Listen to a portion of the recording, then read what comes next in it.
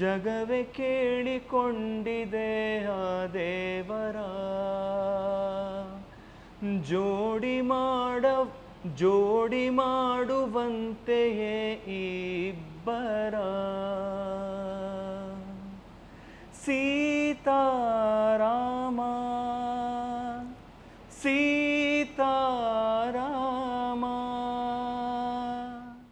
ನಮಸ್ಕಾರ ಸ್ನೇಹಿತರೆ, ಈ ಒಂದು ವಿಶೇಷ ಕಿರುತೆರೆ ಸೆಗ್ಮೆಂಟ್ಗೆ ನಿಮಗೆಲ್ಲರಿಗೂ ಸ್ವಾಗತ. ನಾನು ಸುಜಯ್ ರಾಜ್. ಸ್ನೇಹಿತರೆ, ನಮ್ಮ ಜೊತೆಗೆ ವಿಶೇಷವಾದಂತಹ ಅತಿಥಿ ಇದ್ದಾರೆ. ಕಳೆದ 2 ವರ್ಷಗಳಿಂದ ಸೀತಾರಾಮ ಧಾರಾವಾಹಿಯನ್ನು ನೀವೆಲ್ಲರೂ ನೋಡ್ತಾ ಬರ್ತಾ ಇದ್ದೀರಾ. ಸಾಕಷ್ಟು ಮನರಂಜನೆ ಕೊಡ್ತಾ ಬರ್ತಿದ್ದಂತಹ ಒಂದು ಸೀರಿಯಲ್ ಇದು. ಈ ಸೀರಿಯಲ್ನಲ್ಲಿರುವಂತಹ ಎಲ್ಲ ಪಾತ್ರಧಾರಿಗಳು ಕೂಡ ನಮ್ಮ ಮನೆಗೆ ತುಂಬ ಹತ್ತಿರದವರು ಅನ್ನೋ ಥರ ಆಗಿಬಿಟ್ಟಿದ್ರು. ಸದ್ಯಕ್ಕೆ ಈ ಧಾರಾವಾಹಿಯ ಮುಖ್ಯ ಪಾತ್ರದಲ್ಲಿ ಅಭಿನಯಿಸಿದಂತಹ ಅಶೋಕ್ ಅವರು ನಮ್ಮ ಜೊತೆಗಿದ್ದಾರೆ. ಮಾತಾಡಿಸ್ತಾ ಹೋಗೋಣ ಬನ್ನಿ. ಅಶೋಕ್ ಅವರೇ, ಕಾರ್ಯಕ್ರಮಕ್ಕೆ ಸ್ವಾಗತ ನಿಮಗೆ. ಥ್ಯಾಂಕ್ ಯು, ಧನ್ಯವಾದಗಳು. ಸೊ ಹೇಗಿದ್ದೀರಾ? ಚೆನ್ನಾಗಿದ್ದೀನಿ. ಎಲ್ಲ ಒಳ್ಳೆ ವಿಷಯಗಳಿಗೂ ಒಂದು ಎಂಡ್ ಅಂತ ಬರಬೇಕು ಅಂತ ಇರುತ್ತಲ್ಲ, ಸೊ ಆ ಥರದ್ದೊಂದು ಅಂತ್ಯ ಇವಾಗ ಬಂದಿದೆ ಸೀತಾರಾಮ ಧಾರಾವಾಹಿಗೆ. ಪ್ರೇಕ್ಷಕರಂತೂ ಈಗಲೂ ನೀವು ನೋಡಿರ್ಬೋದು, ಪ್ರೋಮೋದಲ್ಲೆಲ್ಲ ಈಗಲೂ ಕಮೆಂಟ್ ಮಾಡ್ತಿರ್ತಾರೆ, ಡೋಂಟ್ ಎಂಡ್ ದಿಸ್ ಸೀರಿಯಲ್, ಯಾಕೆ ಎಂಡ್ ಮಾಡ್ತಿದ್ದೀರಾ, ಇಷ್ಟು ಒಳ್ಳೆ ಸೀರಿಯಲ್, ಆ ಥರದ್ದೆಲ್ಲ. ಮತ್ತಂದರೆ ನಿಮ್ಮನ್ನಂತೂ ಎಸ್ಪೆಷಲಿ ಒಂದು ರೀತಿ ಹಿರಿಯರಿಗೆ ಮನೆ ಮಗನ ಥರ ತಗೊಂಡ್ಬಿಟ್ಟಿದ್ದಾರೆ. ಜೊತೆಗೆ ನಮ್ಮ ಮಿಡ್ಲ್ ಏಜ್ಡವರು ಈ ಥರ ಒಬ್ಬ ಸ್ನೇಹಿತ ನಮ್ಗೆ ಇರಬಾರ್ದ ಅಂತ ಅಂದ್ಕೊಳ್ತಾರೆ. ಇನ್ನು ಸಿಹಿ ಸುಬ್ಬಿ ಮತ್ತು ನಮ್ಮಂಥವರು ಆಕೋಶ್ ಅಂಕಲ್, ನಮ್ಮ ಪ್ರೀತಿ ಆಕೋಶ್ ಅಂಕಲ್ ಅಂತ ಕರೀತಾ ಇರ್ತಾರೆ ಆ್ಯಕ್ಚುಲಿ. ಸೊ ಎಷ್ಟು ನೀವು ಮಿಸ್ ಮಾಡ್ಕೋತೀರಾ ಆ್ಯಕ್ಚುಲಿ ಈ ಸೀರಿಯಲ್ನ ಪ್ಲಸ್ ಆಡಿಯನ್ಸ್ನ ಅಂತ? ಖಂಡಿತವಾಗ್ಲೂ ಈ ಒಂದು ಕ್ಯಾರೆಕ್ಟರ್ನ ಮಿಸ್ ಮಾಡ್ಕೊತೀನಿ. ಬಟ್ ಅದಕ್ಕಿಂತ ಹೆಚ್ಚಾಗಿ ನಾನು ಪ್ರತಿಯೊಬ್ಬರಿಗೂ ಕೂಡ ಈ ಒಂದು ಸೀರಿಯಲ್ ಏನಿದೆ, ಬಿಗಿನಿಂಗಿಂದ ಹಿಡಿದು ಎಂಡ್ವರೆಗೂ ಯಾರ್ಯಾರು ಅಸೋಸಿಯೇಟ್ ಆಗಿದ್ರೋ, ಆ್ಯಂಡ್ ಮುಖ್ಯವಾಗಿ ನನಗೆ ಅಷ್ಟೊಂದು ಪ್ರೀತಿ ಕೊಟ್ಟಂತಹ ವೀಕ್ಷಕರಿಗೆ ನಾನು ಕೃತಜ್ಞತೆಗಳನ್ನ ಸಲ್ಲಿಸೋಕೆ ಇಷ್ಟಪಡ್ತೀನಿ. I cannot be more grateful. ನನಗೆ ಈ ಒಂದು ಸೀರಿಯಲಿಂದ, ಈ ಒಂದು ಪಾತ್ರದಿಂದ ನನಗೆ ಒಂದು ಸಿಕ್ಕಂತಹ ಪ್ರೀತಿ ಇದೆಯಲ್ಲ, ಅದನ್ನು ನಾನು ಯಾವತ್ತೂ ಲೈಫ್ ಲಾಂಗ್ ನಾನು ಮರೆಯೋಕ್ಕಾಗಲ್ಲ. ಈ ಒಂದು ಪ್ರಾಜೆಕ್ಟು ನನ್ನ ನಿಜವಾಗ್ಲೂ ಬಹಳ ಸ್ಪೆಷಲ್ಲು. ಯಾಕೆ ಅಂತ ಹೇಳ್ತೀನಿ ಅಂತಂದರೆ, ನಿಮ್ಮೆಲ್ಲರಿಗೂ ಗೊತ್ತಿದೆ, ನಾವು ಕೋವಿಡ್ ಟೈಮಲ್ಲಿ ಎಷ್ಟು ನಾವು ಪಾಡ್ಪಟ್ಟಿದ್ದೀವಿ ಅಂತ. ಪ್ರತಿಯೊಬ್ಬರು ಕೂಡ, ಬರೀ ಎಂಟರ್ಟೈನ್ಮೆಂಟ್ ಇಂಡಸ್ಟ್ರಿ ಮಾತ್ರ ಅಲ್ಲ, ಪ್ರತಿಯೊಂದು ಇಂಡಸ್ಟ್ರಿಯವರು ಕೂಡ ಸಿಕ್ಕಾಪಟ್ಟೆ ಪಾಡ್ಪಟ್ಟಿದ್ದಾರೆ. ಸೊ ಆ ಟೈಮಲ್ಲಿ ಕೆಲಸ ಇಲ್ಲದೆ ಇರಬೇಕಾದ್ರೆ ಬಹಳಷ್ಟು ಜನ ಅವರ ಒಂದು ಪ್ರೊಫೆಷನ್ ಏನಿದೆ ಅದನ್ನು ಬಿಟ್ಟು ಬೇರೆ ಕೆಲಸಗಳು ಮಾಡಿದ್ದು ಉಂಟು. ಸೊ ನಾನು ಅಂಥ ಟೈಮಲ್ಲಿ ಕೂತ್ಕೊಂಡು ಯೋಚನೆ ಮಾಡಿದಾಗ ಎಲ್ಲರೂ ಪ್ರೊಫೆಷನ್ ಚೇಂಜ್ ಮಾಡ್ತಿದ್ದಾರೆ. ಅಷ್ಟೊಂದು ಅನ್ಸ್ಟೇಬಲ್ ಆಗಿದೆ ಈ ಒಂದು ಪ್ರೊಫೆಷನ್ನು. ಇದನ್ನು ಬಿಟ್ಟು ಬೇರೆ ಏನಾದರೂ ನಾನು ಮಾಡೋಕ್ಕಾಗತ್ತಾ ಅಂತ ಕೂತ್ಕೊಂಡು ಯೋಚನೆ ಮಾಡಬೇಕಾದ್ರೆ ನನಗೆ ಬೇರೆ ಯಾವುದು ಬರಲೇ ಇಲ್ಲ. ನಿಜ ಹೇಳ್ತೀನಿ. ಯಾಕೆಂತಂದರೆ ನಾನು ಕಳೆದ ಒಂದು 15-20 ವರ್ಷದಿಂದ ಇದೇ ಎಂಟರ್ಟೈನ್ಮೆಂಟ್ ಇಂಡಸ್ಟ್ರಿಯಲ್ಲಿ ಇದ್ದಿದ್ದರಿಂದ ಬೇರೆ ಏನೂ ಮಾಡಬೇಕು ಅಂತ ನನಗೆ ಅನ್ನಿಸ್ಲೂ ಇಲ್ಲ. ಆ್ಯಂಡ್ ಮಾಡಿದ್ರೂ ಕೂಡ ಮೋಸ್ಟ್ ಪ್ರಾಬ್ಲಿ ನಾನು ಅದರಲ್ಲಿ ಸಕ್ಸಸ್ ಕಾಣಲ್ಲ ಅಂತ ನನಗೆ ಗೊತ್ತಾಗೋಯ್ತು. ಮಾಡಂಗಿದ್ರೆ ಇದರಲ್ಲೇ ಮಾಡಬೇಕು ಅಂತ. ಬಟ್ ಅದಕ್ಕಿಂತ ಮುಂಚೆ ಸಿನಿಮಾಗಳು ಮಾಡಿಕೊಂಡು ಅದರಲ್ಲಿ ನಾನು ಸ್ವಲ್ಪ ಬ್ಯುಸಿಯಾಗಿರ್ತಿದ್ದೆ. ಅಂದರೆ ಹಲವಾರು ಕೆಲಸಗಳನ್ನ ನಾನು ಒಟ್ಟಿಗೆ ಇದು ಮಾಡಿದ್ದೀನಿ. ಲೈಕ್ ಒಂದು ಖಾಸಗಿ ವಾಹಿನಿಯಲ್ಲಿ ಆ್ಯಂಕರಿಂಗ್ ಮಾಡ್ತಿದ್ದೆ. ನಮ್ಮ CEO ಬಹಳ ಸಪೋರ್ಟಿವ್ ಆಗಿದ್ರು ಅಂದ್ಕೊಂಡು ಜೊತೆಗೆ ಸಿನಿಮಾಗಳು ಮಾಡ್ಕೊಂಡು ಹೋಗ್ತಿದ್ದೆ. ಅದಕ್ಕಿಂತ ಮುಂಚೆ ನಾನು ಸೀರಿಯಲ್ ಮಾಡ್ತಿದ್ದೆ. ಅಂದರೆ ನಿಮಗೆ ಪ್ರಾಪರ್ ಟೈಮ್ ಲೈನ್ ಹೇಳಬೇಕು ಅಂತಂದರೆ 2008-09 ಕರೆಕ್ಟ್ ಆ ಟೈಮ್ ಲೈನಲ್ಲಿ ನಾನು ಸೀರಿಯಲ್ ಮಾಡ್ತಿದ್ದೆ. ಅದಾದಮೇಲೆ ನಾನು ಸಿನಿಮಾಗೆ ಬಂದೆ. ಸೊ ಒಂದು 10 ವರ್ಷ ಆದಮೇಲೆ ಮತ್ತೆ ನಾನು ಸೀರಿಯಲ್ಗೆ ಬಂದೆ ಅಂತ ಹೇಳ್ಬೋದು. ಹೌದು. So after taking a long gap ನಾನು ಮತ್ತೆ ಸೀರಿಯಲ್ಗೆ ಬಂದಿದ್ದು. ಸೊ ಹಾಗೆ ಯೋಚನೆ ಮಾಡಬೇಕಾದ್ರೆ ಅನ್ನಿಸ್ತು, ಇವಾಗ ಎಂಟರ್ಟೈನ್ಮೆಂಟ್ ಇಂಡಸ್ಟ್ರಿ ಕಂಪ್ಲೀಟಾಗಿ ಸ್ಟಾಪ್ ಆಗಿಬಿಟ್ಟಿದೆ. ಸಿನಿಮಾಗಳು ಮುಂಚೆ ಥರ ಹೇಗೆ ಪ್ರೊಡಕ್ಷನ್ ಆಗ್ತಿತ್ತೋ ಆ ಥರ ಆಗ್ತಿಲ್ಲ. ಸ್ವಲ್ಪ ಟೈಮ್ ತೊಗೊಳುತ್ತೆ ಮತ್ತೆ ಪಿಕಪ್ ಆಗೋಕ್ಕೆ. ಆ್ಯಸ್ ಎನ್ ಆರ್ಟಿಸ್ಟ್ ನಾನು ಏನು ಮಾಡಬೇಕು? ಆ್ಯಸ್ ಎನ್ ಆ್ಯಕ್ಟರ್ ನಾನು ಇದರಲ್ಲೇ ಬದುಕಬೇಕು. ನಾನು ಏನಾದ್ರು ಒಂದು ಸಾಧನೆ ಮಾಡಬೇಕು ಅಂತಂದರೆ ಇದರಲ್ಲೇ ಮಾಡಬೇಕು. ಸೊ ಆವಾಗ ನಾನು ಯೋಚನೆ ಮಾಡಿದೆ, ನಾನೊಬ್ಬ ಆ್ಯಕ್ಟರು, ಕಿರುತೆರೆ, ಬೆಳ್ಳಿತೆರೆ ಅದನ್ನೆಲ್ಲ ನೋಡೋಕ್ಕೆ ಹೋಗಬಾರ್ದು. ಯಾವ ಕೆಲಸ ಸಿಗುತ್ತೋ ಅದನ್ನು ಮಾಡ್ಕೊಂಡು ಹೋಗಬೇಕು. ಎಂಡ್ ಆಫ್ ದ ಡೇ ನಾನು ಆ್ಯಕ್ಟರು, ಜನಗಳ ಮುಂದೆ ಬರಬೇಕು, ಜನಗಳನ್ನ ಎಂಟರ್ಟೈನ್ ಮಾಡಬೇಕು, ಅದೇ ನನ್ನ ಕೆಲಸ ಅಂತ. ಸೊ ನನಗೆ ಕೆಲವರು ಗೊತ್ತಿದ್ರಲ್ಲ, ಅವ್ರಿಗೆ ಮತ್ತೆ ನಾನು ಫೋನ್ ಮಾಡಿದೆ. ಸೊ ಈ ಥರ ನಾನು ಮಾಡ್ತೀನಿ ಸೀರಿಯಲ್ಲು, ಯಾವ್ದಾದ್ರು ಲುಕ್ ಟೆಸ್ಟು ಆಡಿಷನ್ ಇದ್ರೆ ಹೇಳಿ ಅಂತ. ಸೊ ಪ್ರತಿಯೊಬ್ಬರು ಕೂಡ ಅದನ್ನೇ ಕೇಳೋರು, ನೀವು ಸಿನಿಮಾ ಮಾಡ್ತಿದ್ರಿ ಅಲ್ವಾ, ಸೀರಿಯಲ್ ಮಾಡ್ತೀರಾ? ನೀವು ಸೀರಿಯಲ್ ಮಾಡಲ್ಲ ಅಂತ ಅಂದ್ಕೊಂಡೆ, ನೀವು ಬರೀ ಸಿನಿಮಾ ಮಾಡ್ತೀರಾ ಅಂತ ಅಂದ್ಕೊಂಡೆ. ಆ ಥರ ಏನಿಲ್ಲ, ಮಾಡ್ತೀನಿ ಅಂತ ಹೇಳಿದೆ ಅವ್ರಿಗೆ. ಸೊ ಅಲ್ಲಿಂದ ಕಾಂಟ್ಯಾಕ್ಟ್ ಆಯಿತು. ಅದಾದಮೇಲೆ ಕೋವಿಡಿಂದ ಹೊರಗೆ ಬಂದ ತಕ್ಷಣನೇ ನಾನು ಮಾಡಿದಂಥ ಫಸ್ಟ್ ಪ್ರಾಜೆಕ್ಟ್ ಬಂದು ಮರಳಿ ಮನಸ್ಸಾಗಿದೆ ಅಂತ ಸ್ಟಾರ್ ಸುವರ್ಣ. ಅದರಲ್ಲಿ ಆ್ಯಕ್ಚುಲಿ ಒಂದು ಸಿನಿಮಾ ಕಮಿಟ್ ಆಗಿದ್ದೆ ಅಂತ ಮೀಸೆಗಡ್ಡ ಹಾಗೆ ಬಿಟ್ಟಿದ್ದೆ, ಒಂದು ವಿಲನಿಶ್ ಲುಕ್ ಇತ್ತು. ಸೊ ಆ ಲುಕ್ಕಲ್ಲೇ ಒಂದು 40 ಎಪಿಸೋಡ್ಸ್ 50 ಎಪಿಸೋಡ್ಸ್ ಬರೋವಂಥದ್ದು ಇತ್ತದು. ಸೊ ಅದನ್ನು ಮಾಡಿದೆ. That was also very good experience. ಅದಾದಮೇಲೆ ನಾನು ಕೊಟ್ಟಂತಹ ಲುಕ್ ಟೆಸ್ಟು ಸೀತಾರಾಮಕ್ಕೆ. ಸೊ ಲುಕ್ ಟೆಸ್ಟ್ ಕೊಟ್ಟೆ, ನಾನು ಮೀಸೆಗಡ್ಡದಲ್ಲೇ ಇದ್ದೆ, ಅದರಲ್ಲೇ ಲುಕ್ ಟೆಸ್ಟ್ ಕೊಟ್ಟೆ ಆ್ಯಂಡ್ ಓಕೆ ಕೂಡ ಆಗಿತ್ತು. ಬಟ್ ಅದು ಸ್ಟಾರ್ಟ್ ಆಗೋದು ಸ್ವಲ್ಪ ಡಿಲೇ ಆಯಿತು. ಬಟ್ ನನಗೆ ಜೀ ಕನ್ನಡ ಟೀಮ್ ಅವರು ಒಂದು ಭರವಸೆ ಕೊಟ್ಟಿದ್ರು ದಟ್ ಇದು ಬಹಳ ಇಂಪಾರ್ಟೆಂಟು ಕ್ಯಾರೆಕ್ಟರ್ ಇದು. ಇದು ಹೀರೋ ಗೆಳೆಯ, ಬಟ್ ಗೆಳೆಯ ಯಾವತ್ತಿದ್ರೂ ಹೀರೋಗೆ ಸಪೋರ್ಟಿವ್ ಆಗಿರ್ತಾನೆ. ಆ್ಯಂಡ್ ಇಷ್ಟು ಸಪೋರ್ಟಿಂಗ್ ಕ್ಯಾರೆಕ್ಟ್ರು ನಿಮಗೆ ಫುಲ್ ಲೆಂತ್ ಬರುವಂಥದ್ದು ಸಿಗಲ್ಲ ಅಷ್ಟು ಈಸಿಯಾಗಿ ಅಂತ ನನಗೂ ಅನ್ನಿಸ್ತು ಅವ್ರು ಹೇಳಬೇಕಾದ್ರೆ. ಚೆನ್ನಾಗಿದೆ ಇದು ಕ್ಯಾರೆಕ್ಟ್ರು, ಸೊ ಮಾಡೋಣ ಅಂತ ನಾನು ಈಕ್ವಲ್ ಇಂಪಾರ್ಟೆನ್ಸ್ ಹೌದು. ಆ್ಯಂಡ್ ತುಂಬ ಎಕ್ಸೈಟೆಡ್ ಆಗಿದ್ದೆ ನಾನು ಇದನ್ನು ಮಾಡೋಕ್ಕೋಸ್ಕರ. ಆ್ಯಂಡ್ ನನಗೆ ಸ್ಟಾರ್ಟ್ ಆಗೋ ಸ್ವಲ್ಪ ಡಿಲೇ ಆಯಿತು. ಬಟ್ ಸ್ಟಾರ್ಟ್ ಆದಮೇಲೂ ಕೂಡ ನನಗೆ ಅಷ್ಟೇನು ಎಕ್ಸ್ಪೆಕ್ಟೇಷನ್ ಇರಲಿಲ್ಲ ಜನಗಳು ಇದನ್ನು ಹೇಗೆ ರಿಸೀವ್ ಮಾಡ್ತಾರೆ, ನನಗೆ ಯಾವ ರೀತಿಯಾದಂಥ ಒಂದು ರಿಸೆಪ್ಷನ್ ಸಿಗುತ್ತೆ ಅಂತ I did not know. But ಸೀರಿಯಲ್ಲು ಏರ್ ಆದಮೇಲೆ you believe it or not, in a matter of 2-2.5 ತಿಂಗಳಲ್ಲಿ ನಾನು ಮನೆಯಿಂದ ಹೊರಗಡೆ ಬಂದರೆ ಸಾಕು ಪ್ರತಿಯೊಬ್ಬರು ಕೂಡ ನನ್ನನ್ನು ರೆಕಗ್ನೈಸ್ ಮಾಡೋದಾಗಿರ್ಬೋದು, ನನ್ನನ್ನು ಒಂದು ಹೆಸರಿಟ್ಟು ಕರೆಯೋದಾಗಿರ್ಬೋದು. ಫಾರ್ಚುನೇಟ್ಲಿ ನನ್ನ ಹೆಸರು ಅಶೋಕ್ ಆ್ಯಂಡ್ ಕ್ಯಾರೆಕ್ಟರ್ ಹೆಸರು ಅಶೋಕೆ ಆಗಿರೋದ್ರಿಂದ ಅದೊಂದು ಪ್ಲಸ್ ಆಯ್ತು ನನಗೆ. ಸೊ ನನಗೆ ಎಷ್ಟು ಜನಗಳಿಂದ ಪ್ರೀತಿ ಸಿಕ್ತು ಅಂತಂದರೆ ಇಟ್ ವಾಸ್ ಅನ್ಬಿಲೀವಬಲ್. ಈ ಒಂದು ರಿಸೆಪ್ಷನ್ ಸಿಗುತ್ತೆ ಅಂತ ನಾನು ಅಂದ್ಕೊಂಡೇ ಇರಲಿಲ್ಲ ನಾನು ಕಿರುತೆರೆಗೆ ಬಂದ ತಕ್ಷಣವೇ. ಆಮೇಲೆ ಇನ್ನೊಂದು ನಾನು ಪ್ರತಿಯೊಬ್ಬರಿಗೂ ಹೇಳ್ತಾ ಇರ್ತೀನಿ ದಟ್ ನಾನು ಸಿನಿಮಾಗಳು ಮಾಡಬೇಕಾದ್ರೆ ನನ್ನೊಂದು ಇನ್ಸ್ಟಾಗ್ರಾಮ್ ಅಕೌಂಟ್ ಇತ್ತು, 1,000 ಜನ ಫಾಲೋವರ್ಸ್ ಇದ್ರು. ಈಗ 1,20,000 1,28,000. I could not believe it. ನಾನು ಕನ್ಸಲ್ಲೂ ಅನ್ಕೊಂಡಿರ್ಲಿಲ್ಲ ಇಷ್ಟೊಂದು ಫಾಲೋವರ್ಸ್ ಆಗ್ತಾರೆ ಅಂತ. 1000 ಫಾಲೋವರ್ಸಲ್ಲಿ 1,28,000 ಫಾಲೋವರ್ಸಲ್ಲಿ ಲೈಕ್ ಕ್ರೇಜಿ. ಏನು ಇಷ್ಟೊಂದು ಅಂದ್ಕೊಂಡು ನನಗೆ ಎಲ್ಲ ಪ್ರತಿಯೊಂದು ಬಹಳ ಹೊಸದಾಗಿತ್ತು. ಬಟ್ ಮುಖ್ಯವಾಗಿ ಹೇಳಬೇಕು ಅಂತಂದರೆ ಪ್ರಾಜೆಕ್ಟು ಅಷ್ಟೇ ಚೆನ್ನಾಗಿತ್ತು. ನನಗೆ ಸಿಕ್ಕಿರುವಂತಹ ಪಾತ್ರ ಬರೀ ನನ್ನ ಪಾತ್ರ ಅಲ್ಲ, ಪ್ರತಿಯೊಬ್ಬರ ಪಾತ್ರನೂ ಕೂಡ ಎಷ್ಟು ಚೆನ್ನಾಗಿತ್ತು. ಆ್ಯಂಡ್ ಸೀನ್ಗಳು ಎಷ್ಟು ಚೆನ್ನಾಗಿತ್ತು ಅಂತಂದರೆ ಅದನ್ನು ಪರ್ಫಾರ್ಮ್ ಮಾಡೋಕ್ಕೆ ಒಂಥರ ಖುಷಿ ಆಗೋದು. ಆ್ಯಂಡ್ ಸ್ಟಾರ್ಟಿಂಗಲ್ಲಿ ನಮ್ಮ ಒಂದು ಕಾಂಬಿನೇಷನ್ಗಳು ಬಹಳ ಜನಗಳ ಒಂದು ಮನಸ್ಸಲ್ಲಿ ಉಳ್ಕೊಂಡ್ಬಿಡ್ತು.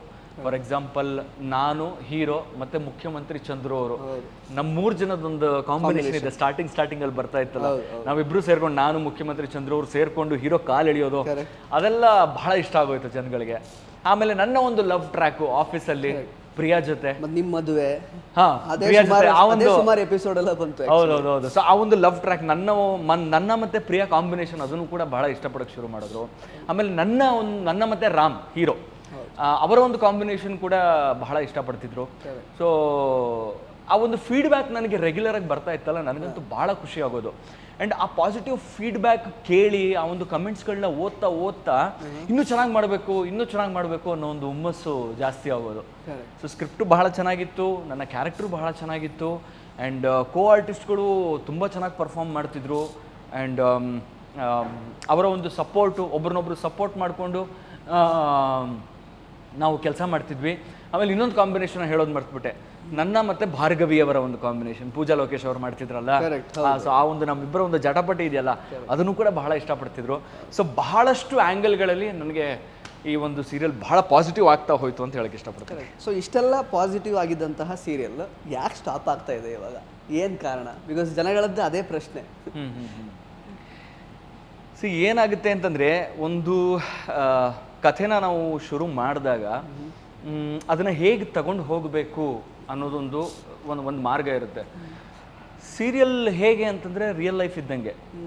ರಿಯಲ್ ಲೈಫಲ್ಲಿ ನಮ್ಮ ಒಂದು ಜೀವನ ಹೀಗೆ ಹೋಗುತ್ತೆ ಅಂತ ನಾವು ಡಿಸೈಡ್ ಮಾಡೋಕ್ಕಾಗಲ್ಲ. ಸೊ ಏನೋ ಒಂದು ಆಗುತ್ತೆ ನಮ್ಮ ಜೀವನದಲ್ಲಿ, ಅದ್ರ ಪ್ರಕಾರ ನಾವು ಅಡ್ಜಸ್ಟ್ ಮಾಡ್ಕೊಂಡು ಹೋಗ್ತಾ ಇರಬೇಕಾಗತ್ತೆ. ಸೊ ಅದೇ ರೀತಿ ಸೀರಿಯಲಲ್ಲೂ ಕೂಡ ಜನಗಳ ಒಂದು ಫೀಡ್ಬ್ಯಾಕ್ ತಗೊಂಡೇ ಹೇಗೆ ಮುಂದುವರಿಬೇಕು ಅಂತ ಚಾನಲ್ ಅವರು ಮತ್ತು ಟೀಮು ಡಿಸೈಡ್ ಮಾಡಿರುತ್ತೆ.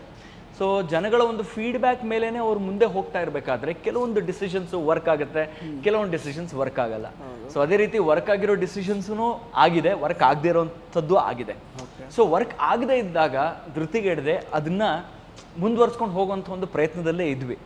ಬಟ್ ಹೋಗ್ತಾ ಹೋಗ್ತಾ ಏನಾಗುತ್ತೆ ಅಂತಂದರೆ ಜನಗಳ ಒಂದು ಅಟೆನ್ಷನ್ ಇದೆಯಲ್ಲ, ಒಂದು ಕಾನ್ಸಂಟ್ರೇಷನ್ನು ಸ್ವಲ್ಪ ಡೈವರ್ಟ್ ಆದಾಗ ಅದು ನಮಗೂ ಗೊತ್ತಾಗ್ತಾ ಹೋಗುತ್ತೆ ಯಾಕೋ ಡೈವರ್ಟ್ ಆಗ್ತಿದ್ದಾರೆ. ಸೊ ಡೈವರ್ಟ್ ಆದಾಗ ಮತ್ತೆ ಅದನ್ನು ಕೂರಿಸೋವಂಥ ಒಂದು ಪ್ರಯತ್ನನೂ ಮಾಡ್ತಾರೆ.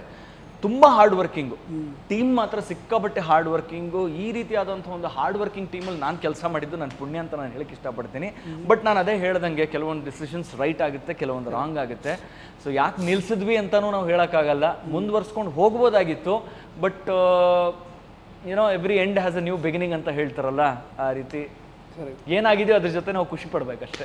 ಎಸ್, ಬಿಕಾಸ್ ಅಂದರೆ ಜಸ್ಟ್ 590+ ಎಪಿಸೋಡ್ಸ್ ಅಷ್ಟೇ ಏನೋ ಆಗಿದ್ದು. ಅಂದರೆ ಹಂಗೆ ನೋಡೋಕೆ ಹೋದ್ರೆ ಇನ್ನು 2 ವರ್ಷನೂ ಕರೆಕ್ಟಾಗಿ ಕಂಪ್ಲೀಟ್ ಆಗಲಿಲ್ಲ. ಅಂದರೆ ಟೆಲಿಕಾಸ್ಟ್ ಆಡೋ ಡೇಟ್ ಇಂದ ನೋಡೋದಾದ್ರೆ ಜುಲೈ 23rd ಏನೋ, ಆಕ್ಚುಲಿ ಜುಲೈ 2023ರಲ್ಲಿ, ಜುಲೈ 17th 2023ಗೆ ಏರ್ ಆಗಿದ್ದು. 2 ವರ್ಷ ಕೂಡ ಆಗಲಿಲ್ಲ. ಬಟ್ ಆಲ್ರೆಡಿ ಜನ ಸಿಕ್ಕಾಪಟ್ಟೆ ಪ್ರೀತಿ ಅಂತೂ ಕೊಟ್ಟಿದ್ದಾರೆ. ನಿಮಗೆ ಪ್ರೀತಿ ತುಂಬ ಕೊಟ್ಟಿದ್ದಾರೆ. ಈಗಲೂ ಅಷ್ಟೇ ನೀವು ಹೇಳ್ದಂಗೆ ಕಮೆಂಟ್ಸ್ ಅಲ್ಲಿ ಯಾಕೆ ನಿಲ್ಲಿಸ್ತಾ ಇದ್ದೀರಾ, ತುಂಬಾ ಚೆನ್ನಾಗಿದೆ ಸೀರಿಯಲ್ ಅಂತ ಹೇಳ್ತಿದ್ದಾರೆ. ಸೊ ಎಲ್ಲ ರೀತಿಯಾದಂತಹ ಒಂದು ಕಮೆಂಟ್ಸು ಬರ್ತಿದೆ. But end of the day ಒಂದು ಡಿಸಿಷನ್ ತಗೊಳ್ಳೇಬೇಕು. ಇದನ್ನ ಜಾಸ್ತಿ ಎಳೆದ್ರೆ ಏನಾಗುತ್ತೆ ಗೊತ್ತಾ, ಲೈಕ್ ಈಗಿರೋ ಒಂದು ರಿಸೆಪ್ಷನ್ ಸಿಗಲ್ಲ.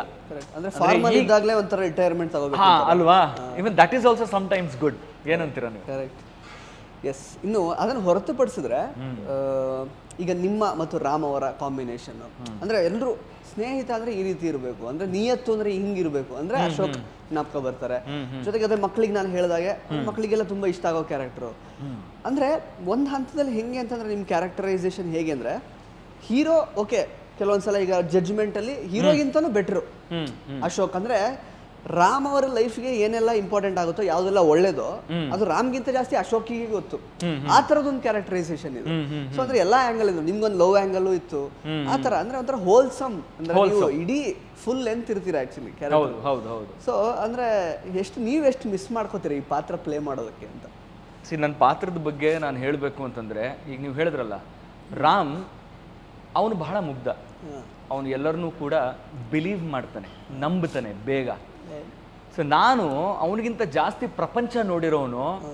ಅವ್ನಿಗೆ ಹೇಳ್ತಿರ್ತೀನಿ, ನೀನು ಈ ಥರ ಬ್ಲೈಂಡಾಗಿ ನಂಬೇಡ ಯಾರನ್ನು. ಯಾಕೆಂತಂದರೆ ಅವ್ನ ಲೈಫಲ್ಲೂ ಒಂದು ಬ್ರೇಕಪ್ ಆಗಿರುತ್ತೆ. ನೀನು ಅಷ್ಟು ಬ್ಲೈಂಡಾಗಿ ನಂಬಿದ್ದಕ್ಕೆ ನೋಡು ಅವಳು ಕೈ ಕೊಟ್ಟು ಹೋದ್ಲು, ಇವಾಗ ಅವಳ ನೆನಪಲ್ಲೇ ನೀನು ಒದ್ದಾಡ್ತಿದ್ಯಾ. So I am kind of you know ಅವ್ನ ವೆಲ್ ವಿಷರ್ ಅಂತ ಹೇಳ್ಬೋದು, ಅವ್ನ ಬ್ರದರ್ ಅಂತ ಹೇಳ್ಬೋದು. ಅವನಿಗೆ ನಿನಗೆ ಒಳ್ಳೇದಾಗಬೇಕು ಅಂತ ಬಯಸೋನು, ಲೈಕ್ ವೆಲ್ ವಿಷರ್ ಅಂತ ಹೇಳದ್ನಲ್ಲ ಆ ರೀತಿ. ಆಮೇಲೆ ಕೆಲವೊಂದು ಸಿಚುವೇಶನ್ಗಳಿಂದ ಅವನ್ನ ಪ್ರೊಟೆಕ್ಟ್ ಮಾಡುವಂಥದ್ದು, ಒಬ್ಬ ಪ್ರೊಟೆಕ್ಟರ್ ಅಂತ ಹೇಳ್ಬೋದು. ಯಾಕೆಂತಂದರೆ ಅವನು ಮುಗ್ಧ, ನಂಬಿಡ್ತಾನೆ. ಸೊ ಆ ಥರ ನಮ್ಮ ರಿಯಲ್ ಲೈಫಲ್ಲೂ ಕೂಡ ನಾವು ಬಹಳಷ್ಟು ಜನ ನೋಡ್ತೀವಿ. ನಂತರದ ಪಾತ್ರನೂ ನೀವು ನೋಡ್ತೀರಾ. ಅಶೋಕ್ ಶರ್ಮಾ ಅವರಿಗೆ ಆ ಥರದ ಅಶೋಕ್ ಥರದ ಫ್ರೆಂಡ್ ಇದ್ದಾರಾ ಲೈಫಲ್ಲಿ? ಇದ್ದಾರೆ, ಖಂಡಿತವಾಗ್ಲೂ ಇದ್ದಾರೆ. Then you are lucky. Yes ಖಂಡಿತವಾಗ್ಲೂ. ನನ್ನ ಫ್ರೆಂಡ್ಸು ಲೈಕ್ ಸ್ಕೂಲು ಕಾಲೇಜ್ ಟೈಮಿಂದ 20-25 ವರ್ಷದ ಫ್ರೆಂಡ್ಸ್ ಇದ್ದಾರೆ. ಆ್ಯಂಡ್ ಅವರು ಹೀಗೇನೆ, ಲೈಕ್ ನಾನು ಏನೇ ತಪ್ಪು ಮಾಡಿದ್ರೂ ಕೂಡ ಅವರು ಹೀಗೆ ಮಾಡಬೇಡ, ಇದು ಸರಿಯಲ್ಲ ಅಂತ ಹೇಳೋರಿದ್ದಾರೆ. ಆಮೇಲೆ ನಾನು ಏನು ಮಾಡದೇ ಇದ್ದಾಗ ಯಾಕೇನು ಮಾಡ್ತಾ ಇಲ್ಲ, ನೀನು ಸುಮ್ಮನೆ ಕೂತಿದ್ಯಾ, ನೀನು ಇದನ್ನು ಮಾಡ್ಬೋದು ಅದನ್ನು ಮಾಡ್ಬೋದು ಅಂತ ನನಗೆ ಸಜೆಸ್ಟ್ ಮಾಡೋರಿದ್ದಾರೆ.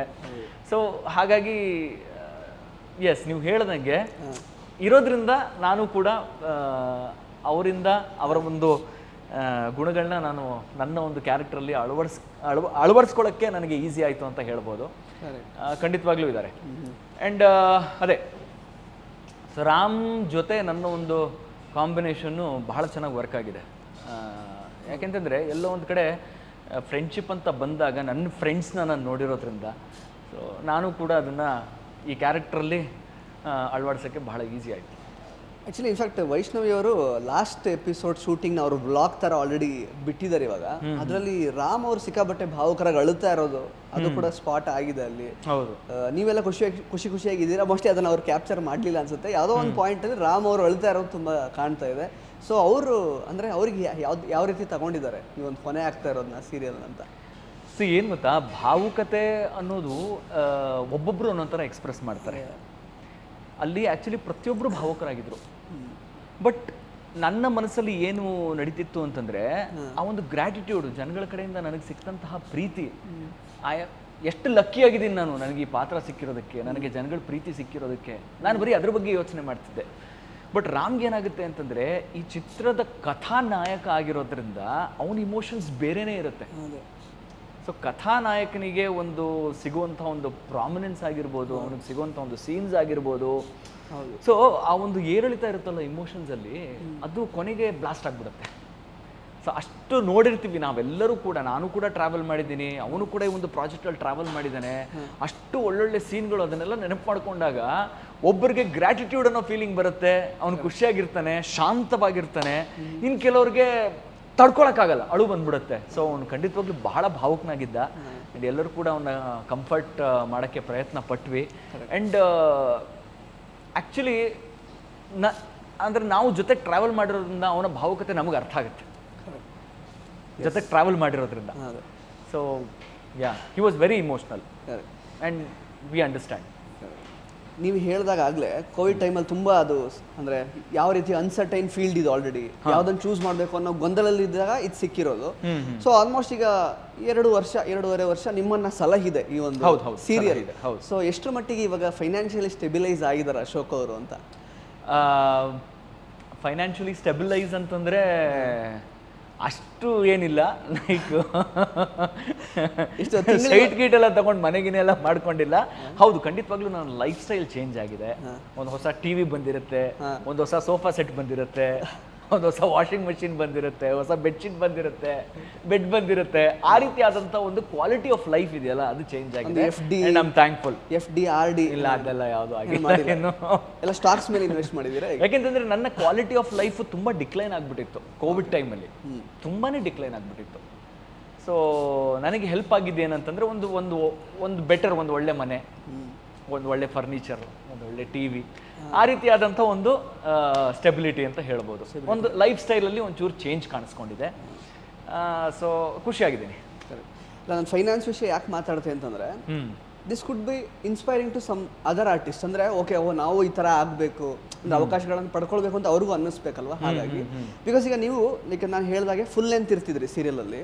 ಆಲ್ಮೋಸ್ಟ್ ತಿಂಗಳಲ್ಲಿ ಒಂದು 15 ದಿನ ಶೂಟ್ ಅಂದರೆ ಆಲ್ಮೋಸ್ಟ್ ಅಷ್ಟು ದಿನನೂ ಇರ್ತಿತ್ತು ಅನ್ಸುತ್ತೆ.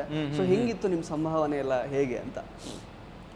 ಅದೇ ನಾನು ಹೇಳಿದ್ನಲ್ಲ, ಸಂಭಾವನೆ ಚೆನ್ನಾಗಿತ್ತು.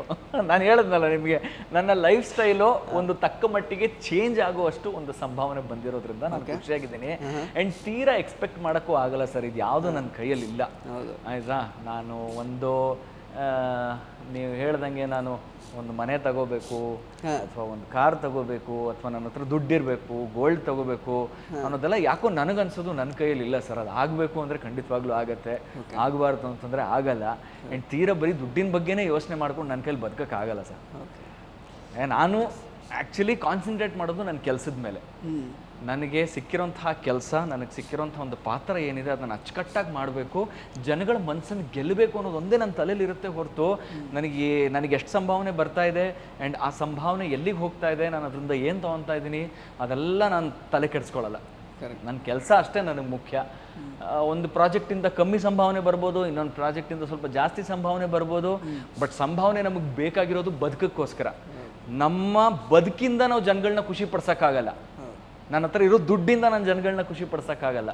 ನನಗೆ ಇರ್ತಕ್ಕಂಥ ಒಂದು ಟ್ಯಾಲೆಂಟ್ ಏನಿದೆ, ಆ ಟ್ಯಾಲೆಂಟ್ನ ನಾನು ಉಪಯೋಗಿಸ್ಕೊಂಡು ಹೇಗೆ ನಾನು ಜನಗಳನ್ನ ಎಂಟರ್ಟೈನ್ ಮಾಡ್ತೀನಿ, ಅದರಿಂದ ನಾನು ಹೇಗೆ ಜನಗಳ ಮನ್ಸು ಗೆಲ್ತೀನಿ, ಅದರಿಂದ ಮಾತ್ರ ನಾನು ಜನಗಳನ್ನ ಎಂಟರ್ಟೈನ್ ಮಾಡೋಕ್ಕೆ ಸಾಧ್ಯನೇ ಹೊರತು ಇದರಿಂದ ಅಲ್ಲ.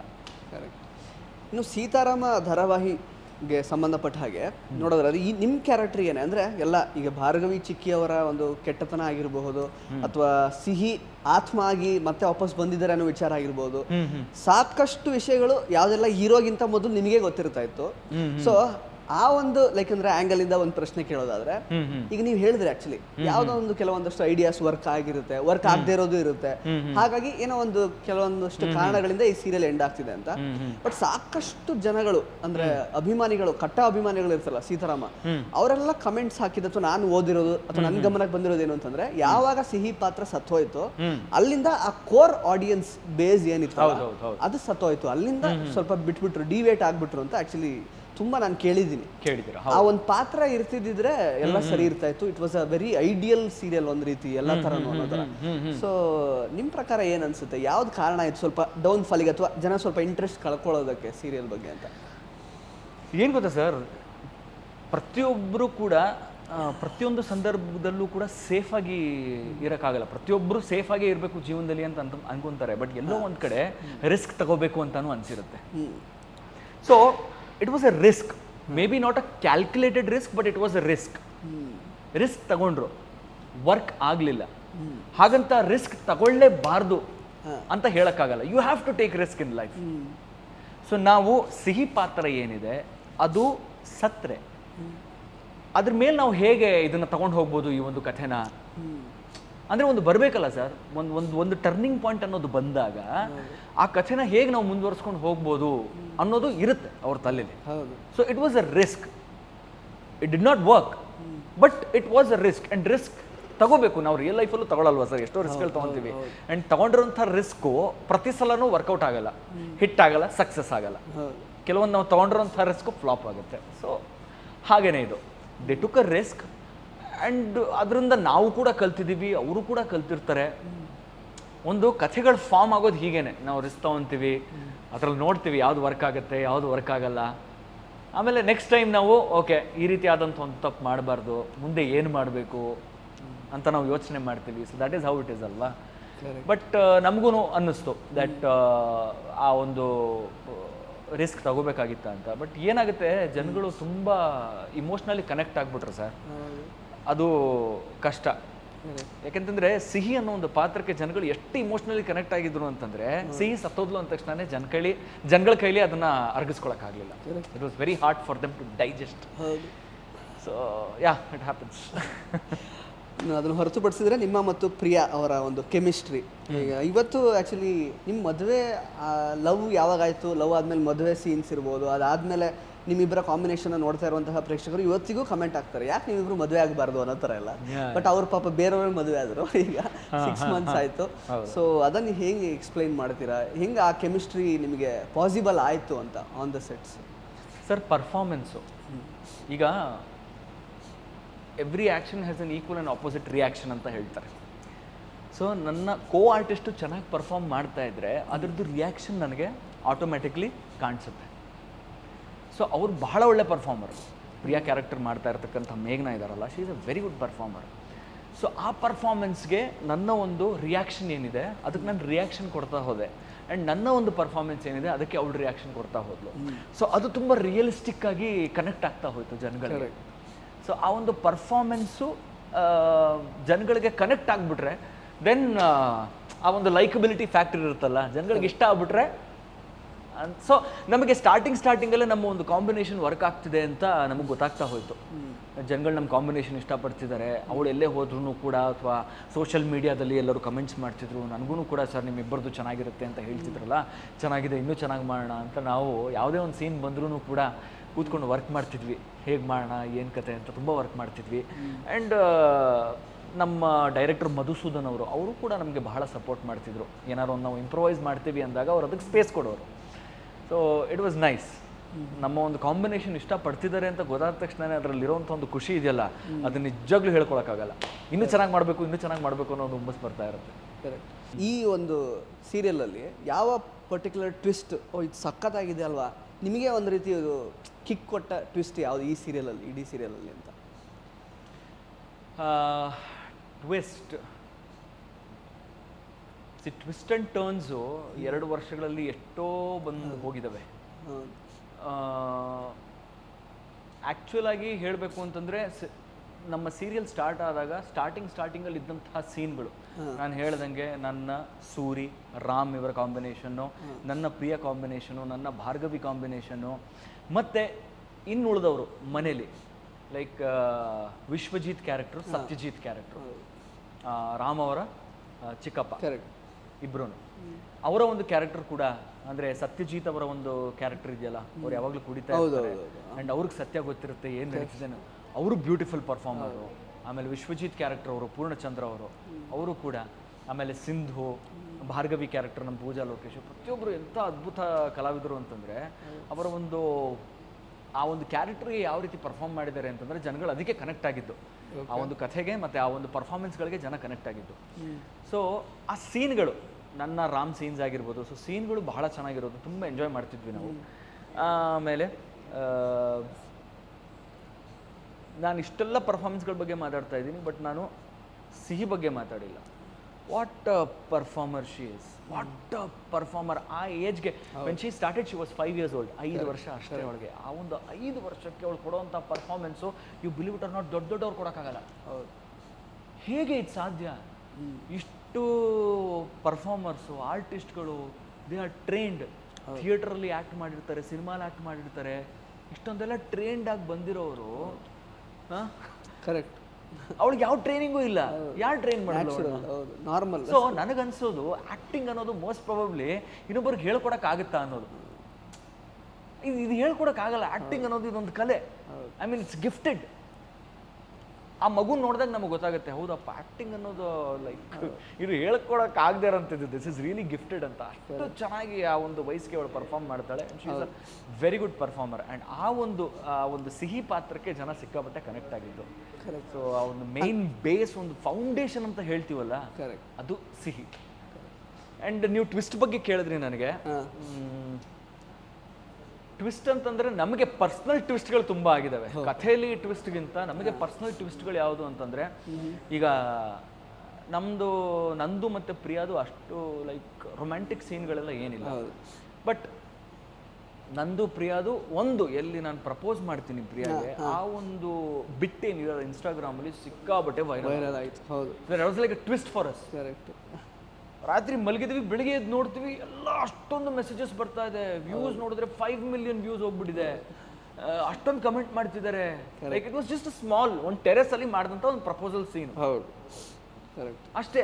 ಇಷ್ಟೊಂದು ವ್ಯೂಸ್ ಬಂದ್ಬಿಡ್ತಲ್ಲ, ಎಂಥ ಟ್ವಿಸ್ಟು ಅಂತಂದ್ರೆ ಈ ಥರ ಟ್ವಿಸ್ಟ್ಗಳು ಬಹಳ ಆಗಿದೆ. ಲೈಕ್ ಯಾವುದೋ ಒಂದು ಸೀನನ್ನು ಜನ ಬಹಳ ಇಷ್ಟಪಟ್ಟಿರೋದು, ಅದು ತುಂಬ millions of views and thousands of comments, ಆ ರೀತಿ ಟ್ವಿಸ್ಟ್ಗಳು ಬಹಳ ಆಗಿದೆ. ಆ್ಯಂಡ್ ಕಥೆಯಲ್ಲಿ ಟ್ವಿಸ್ಟ್ಗಳಂತೂ ಆಗ್ತಾನೆ ಇರುತ್ತೆ. ಸೊ ಪಿನ್ ಪಾಯಿಂಟ್ ಮಾಡೋಕ್ಕಾಗಲ್ಲ, ಈ ಪರ್ಟಿಕ್ಯುಲರ್ ಟ್ವಿಸ್ಟೇ ನನಗೆ ಇಷ್ಟ ಆಯಿತು ಅನ್ನೋದು ಹೇಳೋದು ಸ್ವಲ್ಪ ಕಷ್ಟ ಆಯಿತು. ಅದೇ ಸಿಹಿ ಅವರು ವಿಷಯ ನೀವು ತೆಗೆದ್ಮೇಲೆ ನನಗೆ ಜ್ಞಾಪಕ ಬಂತು. ಸಿಹಿ ಆ್ಯಕ್ಚುಲಿ ಅವ್ರ ಮನೆಯದು ಶೀಸ್ ಲೈಕ್ ಅಂದರೆ ಮೇನ್ ಬ್ರೆಡ್ ಅರ್ನರ್ ಒಂಥರ. ಈಗ ಅವ್ರ ಮನೇಲಿ ತಾಯಿ ಕೂಡ ಕೆಲಸ ಮಾಡ್ತಿದ್ದಾರೆ. ಬಟ್ ಆದರೆ ಅವರ ಮುಂದಿನ ಯೋಜನೆಗಳೇನು? ಬಿಕಾಸ್ ಲಾಸ್ಟ್ ಒಂದು 10 days 2 weeks ಬ್ಯಾಕ್ ಏನೋ ನಾನು ಮಾತಾಡ್ಸಿದ್ದೆ ಅವ್ರನ್ನ. ಶಿವಣ್ಣ ಅವ್ರದ್ದೊಂದು ಇವೆಂಟಿಗೆ ಬಂದಿದ್ರು. ಅವಾಗ ಆಗಲೇ ಹೇಳಿದ್ರು, ಚೆನ್ನಾಗಿ ಮಾಡ್ಬೇಕು, ನಮ್ದಿನ್ನು TRP ಎಲ್ಲ ಡೌನ್ ಆಗ್ತಿದೆ ಅಂತೆಲ್ಲ ಅವ್ರದ್ದೇ ಇದರಲ್ಲಿ ಇನ್ನೋಸೆನ್ಸಲ್ಲಿ ಹೇಳಿದ್ರು ಅವರು. ಫುಲ್ ಕಾಂಪಿಟೇಷನ್ ಆಗಿದೆ ಇವಾಗ ಅಂತೆಲ್ಲ. ಬಟ್ ಆಫ್ಟರ್ ದಿಸ್ ಅಂದರೆ ನೀವು ನಿಮ್ಮ ಒಂದು ತಂಡದ ಕಡೆಯಿಂದ ಅವರನ್ನು ಒಂದು ಸ್ವಲ್ಪ ಫೈನಾನ್ಷಿಯಲಿ ಸದೃಢ ಮಾಡುವಂತಹ ನಿಟ್ಟಿನಲ್ಲಿ ಏನಾದರೂ ಸ್ವಲ್ಪ ಕಾಂಟ್ರಿಬ್ಯೂಷನ್ಸ್ ಇರುತ್ತಾ, ಅಥವಾ ಹೇಗೆ ಇರ್ಬೋದು ಅವ್ರ ಮುಂದಿನ ಲೈಫು, ಅಥವಾ ಮುಂದೆ ಅದರ ಪ್ರಾಜೆಕ್ಟ್ಸ್ ಬರ್ತಾ ಇದೆ ಅವ್ರಿಗೆ, ಅದ್ರ ಬಗ್ಗೆ ಎಲ್ಲ ನೀವು ಯೋಚನೆ ಮಾಡಿದ್ದೀರಾ ಹೇಗೆ ಅಂತ? ಪ್ರಾಜೆಕ್ಟ್ಸು ಆ್ಯಕ್ಚುಲಿ ನಾನು ಹೇಳ್ದಂಗೆ she is a very good performer.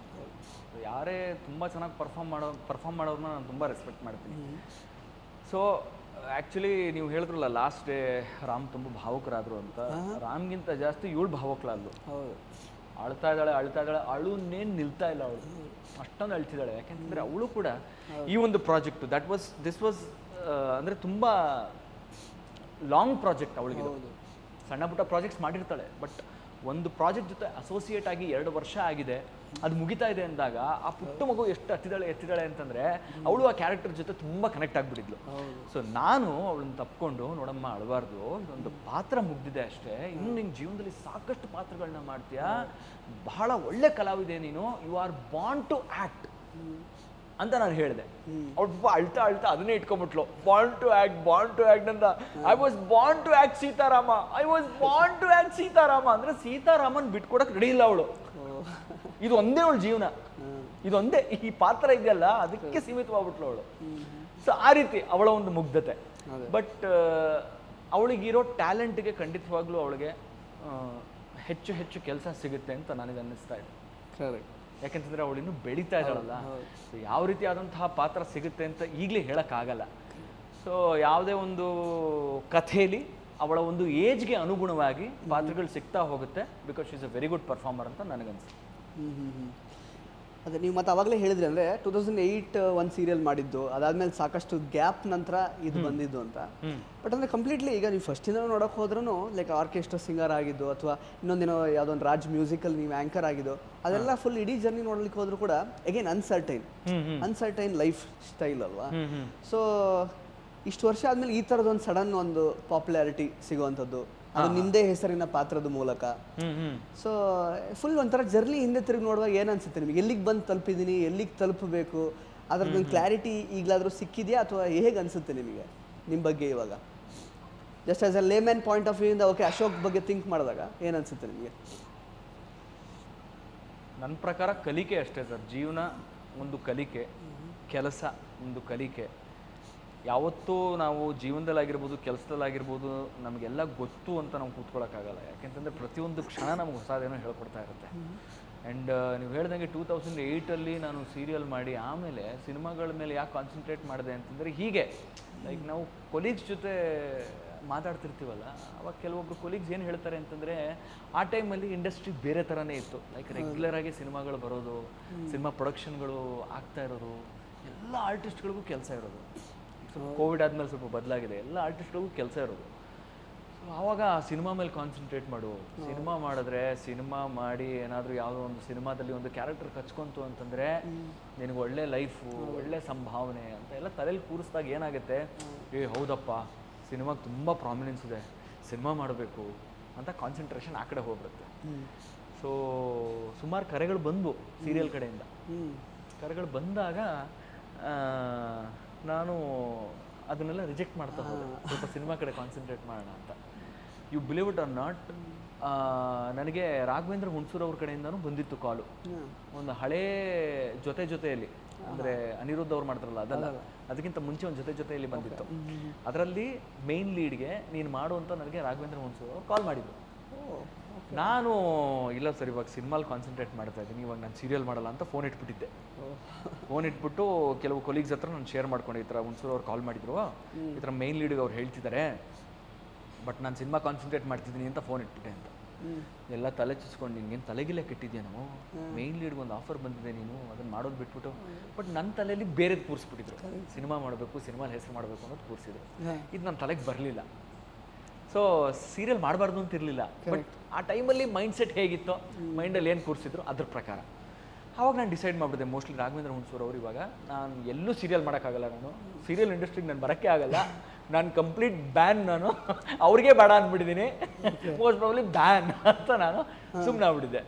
ಆಮೇಲೆ ನಾನು ಯಾವಾಗ ಕೋವಿಡ್ ಆದಮೇಲೆ ಲುಕ್ ಟೆಸ್ಟ್ ಕೊಟ್ಟು ಮರಳಿ ಮನಸ್ಸಾಗಿದೆ ಅದನ್ನು ಶೂಟ್ ಮಾಡಿಬಿಟ್ಟು ಅದು ಪ್ರಸಾರ ಆಯಿತು, ನನಗೊಂದು ಫೋಟೋ ಕಳಿಸಿದ್ರು, ಏನಪ್ಪ ಸೀರಿಯಲ್ ಮಾಡ್ತಿದ್ಯಾ ಅಂತ.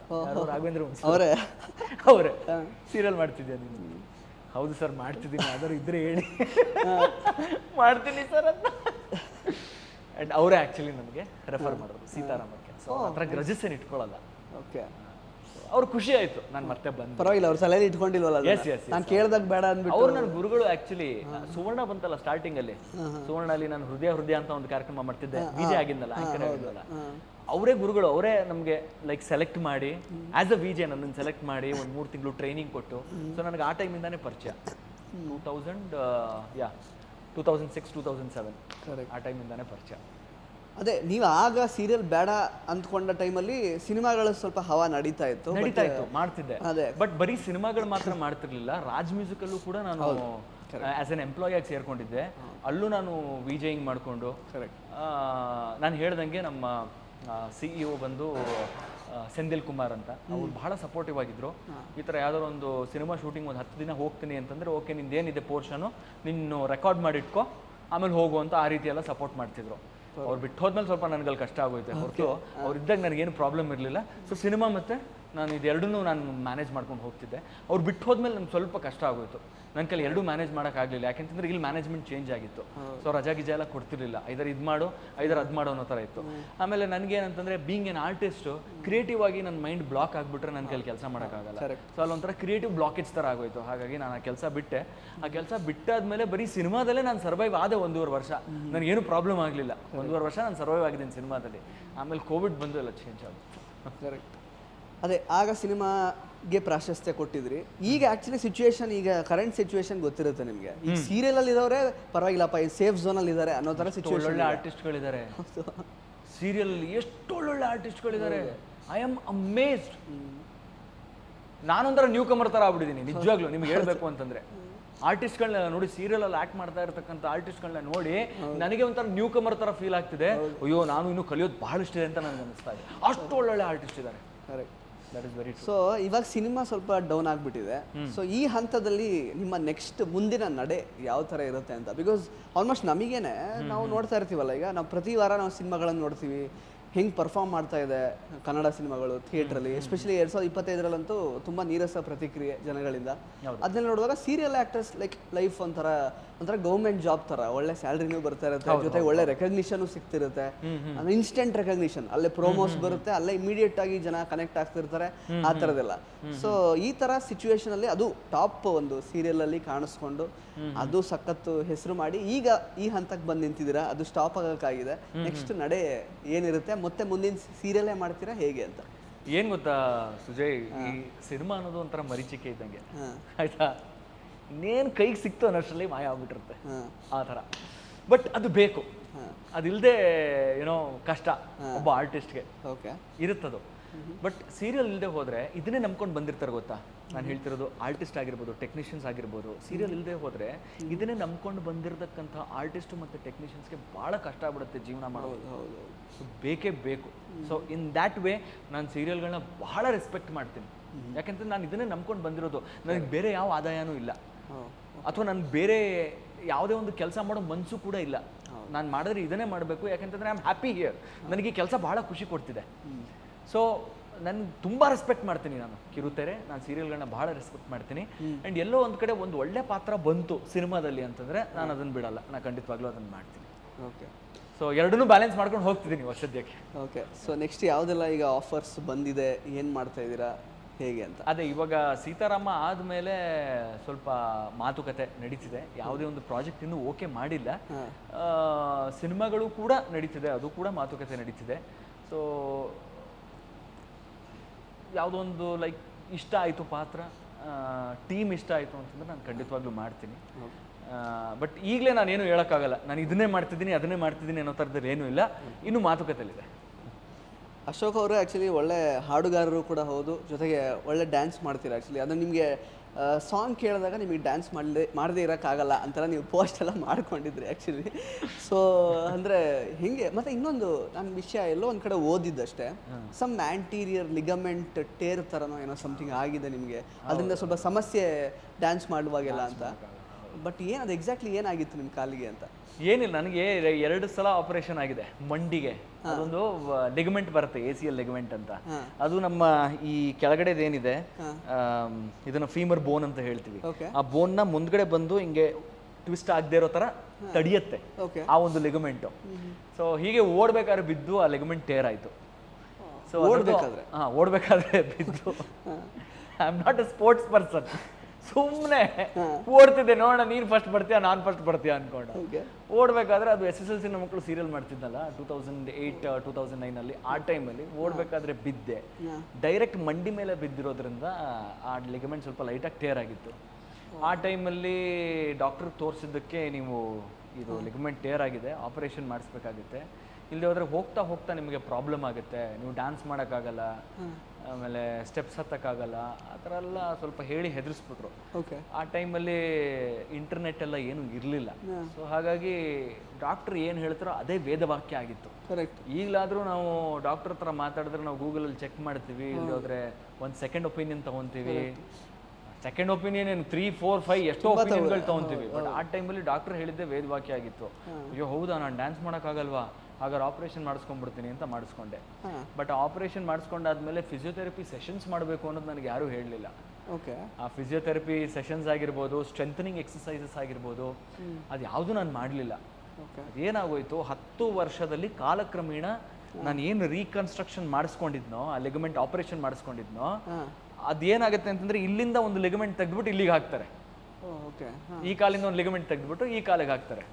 ಕಾಲಕ್ರಮೇಣ ಅದು ಕಟ್ ಆಗೋಯ್ತು. ಹೌದಾ? ಆಪರೇಷನ್ ಮಾಡಿಸ್ಕೊಂಡಿರೋದು ಕಟ್ ಆಗೋಯ್ತು. ಕಟ್ ಆಗಿ ಇಲ್ಲೊಂದು ಸಿ ಶೇಪ್ ಮಿನಿಸ್ಕಸ್ ಅಂತ ಬರುತ್ತೆ, ಅದು ಲಾಕ್ ಆಗೋಯ್ತು. ಸೊ ನನ್ನ ಕಾಲ್ ಸ್ಟ್ರೈಟ್ ಮಾಡಕ್ ಆಗ್ತಿರ್ಲಿಲ್ಲ. ಓಕೆ. ಸೊ ಲಿಗಮೆಂಟ್ ಕಟ್ಟಾಗಿ ಏನಾಗಿದೆ, ನಾನು ಹೀಗೆ ಮನೇಲಿ ಸುಮ್ಮನೆ ಡಾನ್ಸ್ ಮಾಡಬೇಕಾದ್ರೆ ಒಂದು ಫೀಟ್ ಅಷ್ಟೇ ಜಂಪ್ ಮಾಡ್ಬಿಟ್ಟು ಲ್ಯಾಂಡ್ ಮಾಡಿದ್ದೀನಿ, ಆ ಫೀಮರ್ ಬೋನ್ ಮುಂದೆ ಬಂದು ಹಿಂಗೆ ಟ್ವಿಸ್ಟ್ ಆಗೋಯ್ತು. ಆ ಲಿಗಮೆಂಟ್ ಇಲ್ಲದೆ ಇರೋ ಕಾರಣ ಟ್ವಿಸ್ಟ್ ಆಗೋಯ್ತು. ಈ ಮಿನಿಸ್ಕಸ್ ಏನಿದೆ ಅದು ಲಾಕ್ ಆಗೋಯ್ತು ಮಧ್ಯದಲ್ಲಿ, ಕಾಲ್ ಸ್ಟ್ರೈಟ್ ಮಾಡೋಕ್ಕಾಗ್ತಾ ಇಲ್ಲ. ಓಕೆ. ಈಗಲೂ ಕಷ್ಟ. ಸೊ ಆ ಮಿನಿಸ್ಕಸ್ ಮಾತ್ರ ಆಪರೇಷನ್ ಮಾಡಿಸ್ಕೊಂಡೆ, ಲಿಗಮೆಂಟ್ ಮತ್ತೆ ಆಪರೇಷನ್ ಮಾಡಿಸ್ಕೊಳಕ್ ಹೋಗ್ಲಿಲ್ಲ ನಾನು. ಯಾಕೆಂತಂದ್ರೆ ಆಪರೇಷನ್ ಏನು 1 hour ಅಷ್ಟೇ ಆಗೋಗುತ್ತೆ, ಬಟ್ ಅದ್ರದ್ದು ರೀಹ್ಯಾಬಿಲಿಟೇಷನ್ ಇದೆಯಲ್ಲ, ಅದಕ್ಕೆ ಮಾಡಬೇಕಾಗಿರೋಂಥ ಒಂದು ಎಕ್ಸಸೈಸಸ್ಸು, ಸ್ಟ್ರೆಂಥನಿಂಗ್ ಎಕ್ಸಸೈಸಸ್ಸು, ಅದು 1 ವರ್ಷ 1.5 ವರ್ಷ ತೊಗೊಂಡ್ಬಿಡುತ್ತೆ. ಸೊ ಅದಕ್ಕೆ 2 ಆಪರೇಷನ್ ಒಟ್ಟಿಗೆ ಮಾಡೋದ ಅಥವಾ ಒಂದು ಮಾತ್ರ ಮಾಡೋದ್ರ ಅಂತ ಕೇಳ್ಕೊಂಡ್ರು. ಈಗ ಸದ್ಯ ಕಾಲ್ ಸ್ಟ್ರೈಟ್ ಮಾಡೋಕ್ಕಾಗ್ತಾ ಇಲ್ಲ, ಇದನ್ನ ಮಾತ್ರ ನೋಡ್ಕೊಳ್ಳಿ. ನಾನು ACLದು ಆಮೇಲೆ ಏನು ಮಾಡಬೇಕು ಅಂತ ಯೋಚನೆ ಮಾಡ್ತೀನಿ. ಬೇಕಾದ್ರೆ ನಾನು ಡಾನ್ಸ್ ಮಾಡಲ್ಲ ಹಂಗೆ ಇರ್ತೀನಿ ಅಂದ್ಕೊಂಡು. ಇವಾಗ ಸದ್ಯಕ್ಕೆ ಡಾನ್ಸ್ ಮಾಡೋದು ನನಗೆ ಸ್ವಲ್ಪ ಕಷ್ಟ ಆಗುತ್ತೆ ಆ ACL ಲಿಗಮೆಂಟ್ ಇಲ್ಲದೆ ಇರೋ ಕಾರಣದಿಂದ. ಬಟ್ ಆದ್ರೂ ನೀವು ಹೇಳ್ದಂಗೆ ಮ್ಯೂಸಿಕ್ ಕೇಳಿದ ತಕ್ಷಣ ನನ್ನ ಕಾಲ್ ತಡ್ಕೊಳಕ್ಕಾಗಲ್ಲ. ಸೊ ರೈಟ್ ಕಾಲ್ ಮೇಲೆ ಮಾತ್ರ ಸ್ವಲ್ಪ ಪ್ರೆಷರ್ ಕೊಟ್ಟು ಸ್ವಲ್ಪ I try to dance as much as possible. But ಗೊತ್ತಾಗಲ್ಲ ಅಷ್ಟು ಗೊತ್ತಾಗಲ್ಲ, ಬಟ್ ಇಟ್ ಈಸ್ ರಿಸ್ಕ್. ನಾನು ಡ್ಯಾನ್ಸ್ ಮಾಡೋದು it is a huge risk. ಆಮೇಲೆ ಈಗ ನಾನು ACL ಮಾಡಿಸ್ಕೋಬೋದು, ಬಟ್ ನನಗೆ ಇವಾಗ ಪ್ರಾಜೆಕ್ಟ್ಗಳು ಏನಾದರೂ ಸ್ಟಾರ್ಟ್ ಆಗೋಯ್ತು ಅಂತಂದರೆ ನಾನು 1 ವರ್ಷ ರೀಹ್ಯಾಬಿಲಿಟೇಷನ್ಗೆ ಕೊಡೋಕ್ಕಾಗಲ್ಲ. ನಾನು ಒಂದು ಎಕ್ಸಸೈಸ್ ಮಾಡಿ ರೀಹ್ಯಾಬಿಲಿಟೇಷನ್ಗೆ 1 ವರ್ಷ ನಾನು ಕೊಡಬೇಕು ಅಂತಂದರೆ 1 ವರ್ಷ ಆದಾಯ ಇಲ್ಲದೆ ನಾನು ಇರಬೇಕಾಗತ್ತೆ. ಆ್ಯಂಡ್ 1 ವರ್ಷ ಆದಾಯ ಇಲ್ಲದೆ ಬೆಂಗಳೂರಲ್ಲಿ ಸ್ವಲ್ಪ ಸರ್ವೈವ್ ಆಗೋದು ಕಷ್ಟ. ಇವಾಗ ಸದ್ಯಕ್ಕೆ ನನಗೆ ಯಾರು ಕೇಳ್ಕೊಂತಲ್ಲ ನೀವು ಡ್ಯಾನ್ಸ್ ಮಾಡಿ ಅಂತ, ಹಾಗಾಗಿ ನನಗೇನು ಪ್ರಾಬ್ಲಮ್ ಇಲ್ಲ. ಬಟ್ ಹಾಗೆ ಬಿಟ್ಟರೆ ಏನು ಸಮಸ್ಯೆ ಆಗಲ್ವಾ? ಆಗುತ್ತೆ, ಸಮಸ್ಯೆ ಆಗುತ್ತೆ. ಸೊ ಮಾಡಿಸ್ಕೊಳ್ಳಬೇಕು. ಅದು ಆರ್ಥರೈಟಿಸ್ ಪ್ರಾಬ್ಲಮ್ ಬರುತ್ತೆ. ಸೊ ಆ ಥರದ್ದೆಲ್ಲ ಸುಮಾರು ಪ್ರಾಬ್ಲಮ್ಸ್ ಬರುತ್ತೆ. ಬಟ್ ನಾನು ಜಾಸ್ತಿ ಫ್ಯೂಚರ್ ಬಗ್ಗೆ ಯೋಚನೆ ಮಾಡ್ದೇನೆ ಈಗಿರೋ ಕ್ಷಣನ ಎಂಜಾಯ್ ಮಾಡಿಕೊಂಡು ಇದ್ದೀನಿ. ಮುಂದೆ ಏನಾಗುತ್ತೋ ಆ 1 ವರ್ಷ ಬೇಗ ಸಿಗ್ಲಿ ಅಂತ ನಾನು ಆಶಿಸ್ತೀನಿ ಅಷ್ಟೇ. ಬ್ಯಾಂಕ್ ಬ್ಯಾಲೆನ್ಸು ಇರಬೇಕು, ಕರೆಕ್ಟ್, ಬ್ಯಾಂಕ್ ಬ್ಯಾಲೆನ್ಸು ಇರಬೇಕು. ಆ್ಯಂಡ್ ನಾನು ಸ್ವಲ್ಪ ರಿಗರಸ್ ಆಗಿ ಎಕ್ಸಸೈಸ್ ಮಾಡಿಬಿಟ್ಟು ಕಾಲ್ನ ಸ್ಟ್ರೆಂತನ್ನು ಕೂಡ ನಾನು ಮಾಡ್ಕೋಬೇಕಾಗುತ್ತೆ. ಸೊ ನೋಡೋಣ, ಆ ಟೈಮ್ ಬರುತ್ತೋ ಇಲ್ಲೋ ಗೊತ್ತಿಲ್ಲ. Till then I will just manage. ಆಮೇಲೆ ಸಿಂಗಿಂಗ್ ಬಗ್ಗೆ ಕೇಳಿದ್ರಿ ನೀವು. ಎಸ್, ಹೌದು, ಅದೊಂದು ರಿಗ್ರೆಟ್ ಇದೆ ನನಗೆ ಜೀವನದಲ್ಲಿ. ಸಿಂಗಿಂಗ್ ಒಂದು ನಾನು ಸೈಮಲ್ಟೇನಿಯಸ್ ಆಗಿ ಮಾಡ್ಕೊಂಡು ಹೋಗಬೇಕಾಗಿತ್ತು ಅಂತ. ಬಟ್ ಹಾಡಿದ್ದೀರಲ್ಲ, ಸಾಕಷ್ಟು ಹಾಡುಗಳನ್ನು ಹಾಡಿದ್ದೀನಿ. ಈಗಲೂ ಕೂಡ ಲೈಕ್ ಅದೇ ಫ್ರೆಂಡ್ಸ್ ಸಿನಿಮಾದಲ್ಲಿ ತಿರುಪತಿ ತಿರುಮಲ ವೆಂಕಟೇಶ ಆ ಸಾಂಗ್ ಹಾಡಿರೋದು. ಅದರಾದ್ಮೇಲೆ ಜಿಂಗಿ ಚಕ್ಕ ಈ ಸೋಷಿಯಲ್ ಮೀಡಿಯಾ ಎಲ್ಲ ಸ್ವಲ್ಪ ಟೆಕ್ನಾಲಜಿ ಎಲ್ಲ ಜಾಸ್ತಿ ಆದ್ಮೇಲೆ ಆ ಒಂದು ಸಾಂಗ್ ಆ ಟೈಮಲ್ಲಿ ಹಾಡಿರೋದು, ಇವಾಗ ವೈರಲ್ ಆಗಿರೋದು.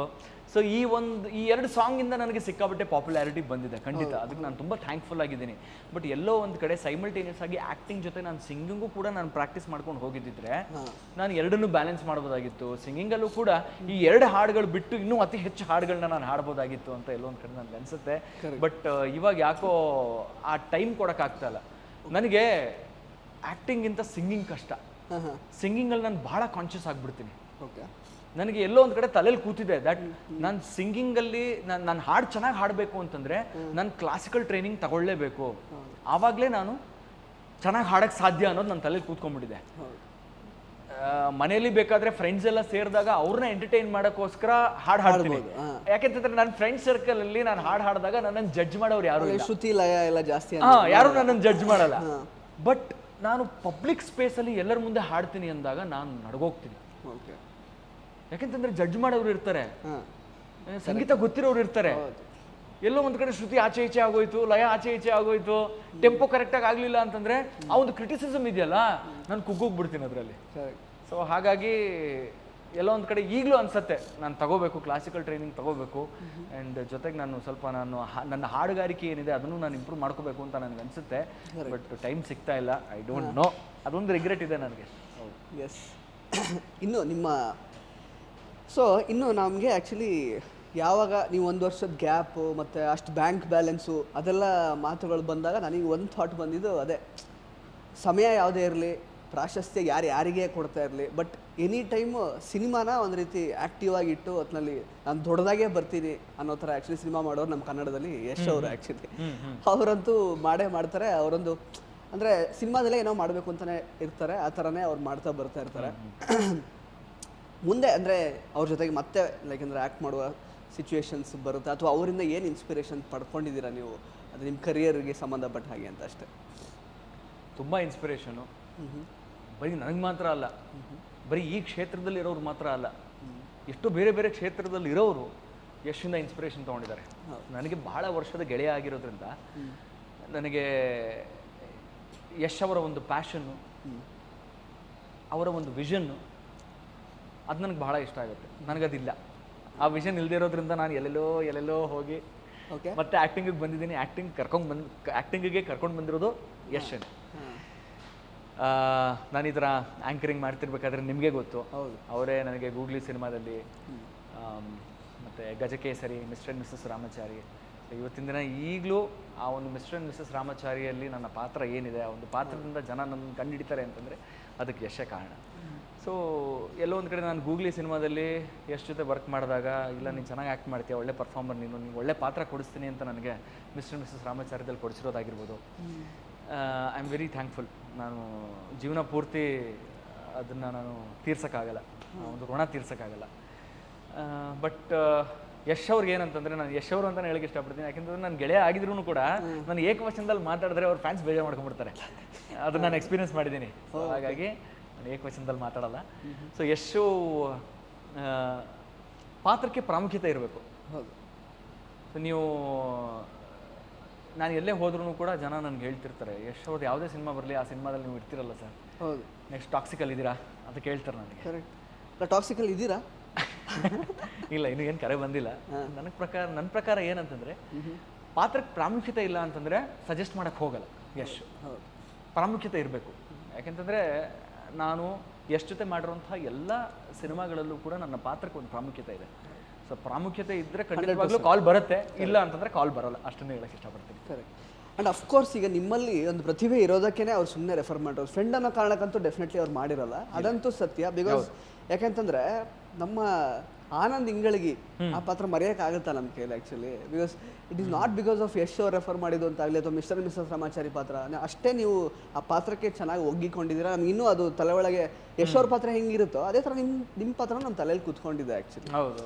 ಎಸ್. ಸೊ ಹಂಗೆ ಆ ಥರದೊಂದು ಸಿಚುವೇಶನ್. ಬಟ್ ನೀವು ಒಂದು ಮಾತು ಹೇಳಿದ್ರಿ, ನಂಗೆ ಅವರಷ್ಟಿರೋಷ್ಟು ಫೋಕಸ್ ಇಲ್ಲ, ಅದು ಇಲ್ಲ ಅಂತ. ವಿಷನ್ ಇಲ್ಲ, ತನ್ನ ಜೀವನನ ಹೇಗೆ ನಡೆಸ್ಕೊಂಡು ಹೋಗ್ಬೇಕು ಅನ್ನೋದು. ಬಟ್ ನಿಮ್ಮ ಟ್ಯಾಲೆಂಟ್ ಅಂತೂ 100% ಇದೆ. ಟ್ಯಾಲೆಂಟ್ ಇದೆ, ಬಟ್ ಯಾಕೆ ನೀವು ಅದನ್ನ ಅವರಿಂದ ಇನ್ಸ್ಪಿರೇಷನ್ ಪಡ್ಕೊಳ್ತೀವಿ? ಟ್ಯಾಲೆಂಟ್ ಇದೆ, ವಿಷನ್ ಇಲ್ಲ ಅಂತಂದ್ರೆ ಟ್ಯಾಲೆಂಟ್ ಇಂದ ಏನು ಪ್ರಯೋಜನ ಆಗುತ್ತೆ? I am hard working.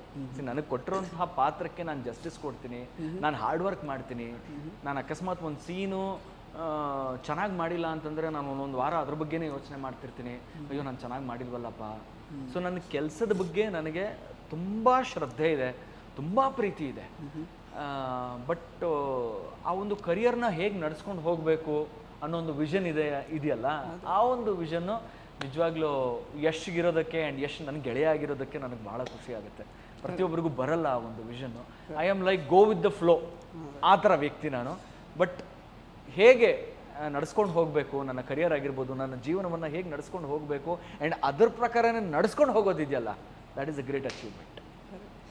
Sir, ಅವರೇನಾದರೂ ಈ ಸೀರಿಯಲೆಲ್ಲ ನೋಡ್ತಾ ಇದ್ರೆ ನಿಮ್ಮದು ಅಂದರೆ ಏನು ಅಂದರೆ ಅವ್ರ ಗಮನಕ್ಕೆ ಬಂದಿದೆಯಾ? ನೀವು ಇದರಲ್ಲಿ ಈ ಸೀರಿಯಲಲ್ಲಿ ಮಾಡ್ತಿದ್ದೀರಾ ಪಾತ್ರ? ಬಂದಿರುತ್ತೆ ಅನ್ಕೊಂತೀನಿ. ಇದ್ರ ವಿಷಯವಾಗಿ ನಾನೇನು ಮಾತಾಡಕ್ಕೆ ಹೋಗಲಿಲ್ಲ ಯಶ್ ಜೊತೆ. ಬಟ್ ಬಂದಿರುತ್ತೆ. ಏನಂತಂದರೆ ನನ್ನ ಮೇಲೆ ಅಷ್ಟೊಂದು ನಂಬಿಕೆ ಇಟ್ಟಿದ್ದಾರಲ್ಲ ಯಶ್, ನಂಬಿಕೆ ಇಟ್ಟು ನನಗೆ ಕೆಲಸ ಕೊಟ್ಟಿದ್ದಾರಲ್ಲ, ನನಗೊಂದು ಹೆಸರು ಕೊಟ್ಟಿದ್ದಾರಲ್ಲ, ಅದನ್ನು ಉಳಿಸ್ಕೊಂಡು ಹೋಗ್ಬೇಕು ಅನ್ನೋದು ನನ್ನ ಆಸೆ. ಕರೆಕ್ಟ್. ಅವ್ನು ಪ್ರೌಡ್ ಆಗಿರಬೇಕು. ನಾನು ಮಾಡ್ತಿರೋ ಕೆಲಸ, ಮಗ I am really proud of you ಕಣ, ಚೆನ್ನಾಗಿ ಮಾಡ್ತಿದ್ಯಾ ನೀನು ಅಂತ ಹೇಳಿಬಿಟ್ರೆ ಸಾಕು, ಅಷ್ಟೇ. ಅದಷ್ಟೇ ಖುಷಿ ನನಗೆ. ಕರೆಕ್ಟ್. ಸರ್, ಇನ್ನು ಅಂದರೆ ನೀವು ಸಿಂಗಿಂಗಲ್ಲಿ ಆಸಕ್ತಿ ಇದೆ, ಬಟ್ ಅಫ್ಕೋರ್ಸ್ ಶಾಸ್ತ್ರೀಯ ಸಂಗೀತ ಕಲೀಲಿಕ್ಕೆ ನಿಮಗೆ ಟೈಮ್ ಸಿಗ್ತಾ ಇಲ್ಲ ಅಂತ ಹೇಳಿದ್ರಿ. ಬಟ್ ಈಗ ನಮ್ಮ ಕಾರ್ಯಕ್ರಮ ಎಂಡ್ ಮಾಡೋದಕ್ಕೂ ಮೊದಲು ನಿಮ್ಮ ಈ ಒಂದು ಸೀತಾರಾಮ ಸೀರಿಯಲ್ನ ಟೈಟಲ್ ಸಾಂಗ್ ಏನಾದರೂ ಹಾಡ್ಬೋದಾ ನಮಗೋಸ್ಕರ? ಟ್ರೈ ಮಾಡ್ತೀನಿ. ಲಿರಿಕ್ಸ್ ಒಂದು ತೆಗ್ದುಬಿಡ್ತೀನಿ ನಾನು. ಲಿರಿಕ್ಸ್ ನೆನಪಿರಲ್ಲ, ಅದೊಂದು ದೊಡ್ಡ ಪ್ರಾಬ್ಲಮ್ ನನಗೆ. ಅದಾದ್ಮೇಲೆ ಅಫ್ಕೋರ್ಸ್ ನಮ್ಗೆ ಈ ಇಂಟರ್ವ್ಯೂ ಎಂಡ್ ಆಗೋದೇ ಜಿಂಗಿ ಚಕ್ಕ ಹಾಡು ಕೇಳಿ. ಯಾರ ಜೀವ ಯಾರನು ಸೇರೋದು ಬಾಳ ತೀರ್ಮಾನ,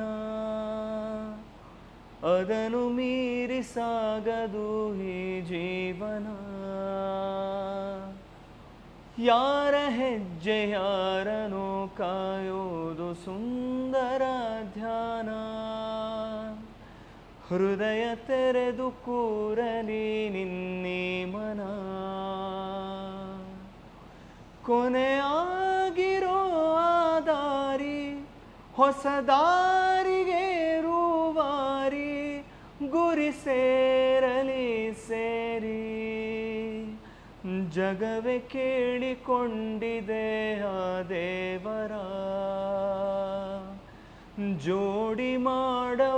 ಜೋಡಿ ಮಾಡುವಂತೆಯೇ ಇಬ್ಬರ. ಸೀತಾರಾಮ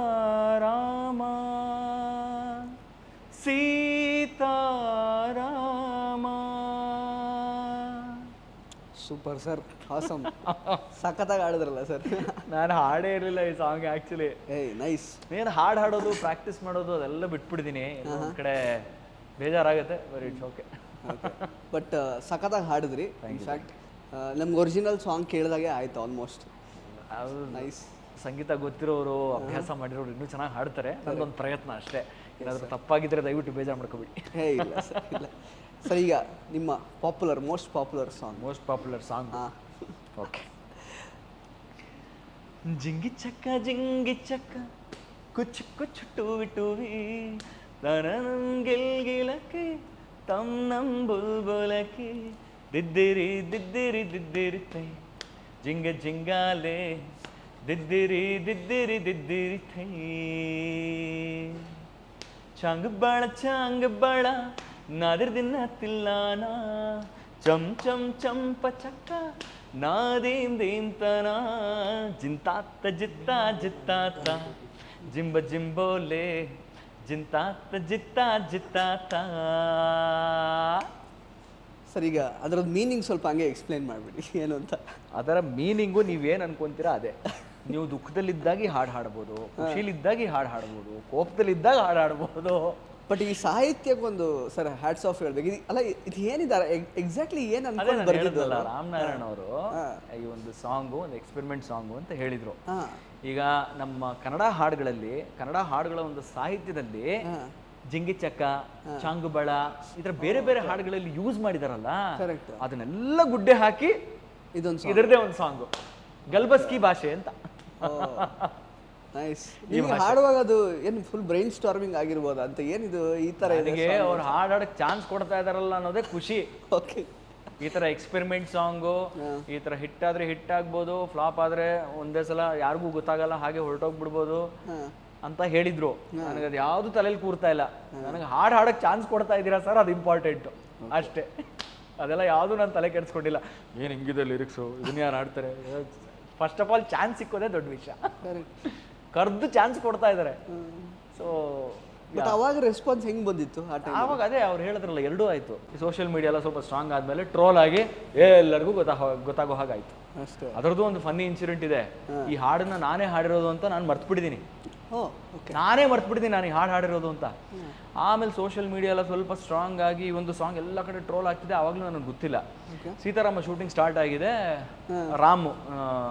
ರಾಮ್ ಜೊತೆ ನಾನು ಸೀನ್ ಮಾಡ್ತಾ ಇದ್ದೀನಿ, ಗಗನ್ ಜೊತೆ. ಸೊ ಅವ್ನು ಫೋನ್ ನೋಡ್ತಾ ಇದ್ದ, ಮಗ ಈ ಸಾಂಗ್ ನೋಡೋಲ್ಲ ಎಷ್ಟು ಟ್ರೋಲ್ ಆಗ್ತಿದೆ ಗೊತ್ತಾ, ನೋಡೋ ಮಗ ಹೆಂಗಿದೆ ಸಾಂಗು ಅಂತ. ಆ ಸಾಂಗ್ ಕೇಳಿದ ತಕ್ಷಣ ನನಗೆ ಎಲ್ಲೋ ಕೇಳ್ದಂಗಿದೆಯಲ್ಲ ಸಾಂಗ್ ಇದು. ಒಂದು ನಿಮಿಷ ಆಮೇಲೆ ಎಲ್ಲ ಮೆಮರಿಗಳು ಮತ್ತೆ ಮರ್ಕಳಿಸ್ತಾ ಇದೆ ನನಗೆ. ಎಲ್ಲೋ ನಾನೇ ಕಣೋ ಈ ಸಾಂಗ್ ಆಡಿರೋದು ಅಂತ. ಸುಮ್ಮನೆಲ್ಲ ಜೋಕ್ ಮಾಡ್ತಾ ನೀನು ಆಡಿರೋದಂತೆ, ನಾನೇ ಆಡಿರೋದು. ಈಗ ಎಲ್ಲರೂ ಗೂಗಲಲ್ಲಿ ಹುಡ್ಕೋ ಅಶೋಕ್ ಶರ್ಮಾ ಅಂತ ಏನಾದರೂ ಹೆಸರಿದೆಯಾ ಅಂತ, ಈ ಸಾಂಗ್ ಹಾಡಿರೋರು ಯಾರು ನೋಡು ಫಸ್ಟ್ ಅಂತ ಹೇಳಿದ್ರೆ ಡಿಸ್ಕ್ರಿಪ್ಷನ್ ಅಲ್ಲಿ ಇರುತ್ತೆ. ನೋಡ್ದ ಅಶೋಕ್ ಶರ್ಮಾ, ನನ್ನ ಮಗ ನೋಡ್ತಾನೆ, ಇದನ್ನ ನೋಡ್ತಾನೆ, ಮಗ ನೋಡ್ತಾನೆ, ಹೌದಾ ಮಗ ನೀನು ಹಾಡಿರೋದ, ಒಂದ್ಸಲ ಹಾಡು ನೋಡೋಣ ಅಂತ ಹಾಡಿದೆ. ಯಾಕೋ ಹಂಗೆ ಇದ್ದಂಗಿದೆಯಲ್ಲೋ ಅಂತ. ಆಮೇಲೆ ಈ ವಿಷಯ ವೈಷ್ಣವಿಗೆ ಗೊತ್ತಾಯ್ತು. ವೈಷ್ಣವಿ ಒಂದು ಬ್ಲಾಗ್ ಮಾಡಿ ಅವಳ ಒಂದು ಯೂಟ್ಯೂಬ್ ಚಾನಲಲ್ಲಿ ಬಿಟ್ಲು. ಅಲ್ಲಿಂದ ಒಂದು ಪಾಪ್ಯುಲಾರಿಟಿ, ಜಿಂಗಿ ಚಕ್ಕ ಸಾಂಗ್ ಇವರೇ ಆಡಿರೋದಂತೆ ಅಂತ. ಆಮೇಲೆ ಜೀ ಕನ್ನಡ ಅವ್ರಿಗೆ ಗೊತ್ತಾಯ್ತು, ಅವ್ರ ಸ್ಟೇಜ್ ಮೇಲೆ ಅದನ್ನು ಹಾಡ್ಸಕ್ಕೆ ಸ್ಟಾರ್ಟ್ ಮಾಡಿದ್ರು. ಸೊ ಅಲ್ಲಿಂದ ಲೈಕ್ ಎಲ್ಲ ಒಟ್ಟೊಟ್ಟಿಗೆ ಆಗಿರೋದ್ರಿಂದ ನನ್ನ ಇನ್ಸ್ಟಾಗ್ರಾಮ್ ಫಾಲೋವರ್ಸ್ ಜಾಸ್ತಿ ಆದರು. Super sir. ಸೊ ಸಾಕಷ್ಟು ಬೇರೆ ಬೇರೆ ರೀತಿಯಲ್ಲಿ ನಿಮ್ಮ ಒಂದು ಸ್ಥಿತ್ಯಂತರ ಆಗೋದಕ್ಕೆ ಕಾರಣ ಆಯಿತು ಸೀತಾರಾಮ ಸೀರಿಯಲ್ ಅಂತ ಹೇಳ್ಬೋದು. ಹೌದು ಸರ್, ಖಂಡಿತವಾಗ್ಲೂ.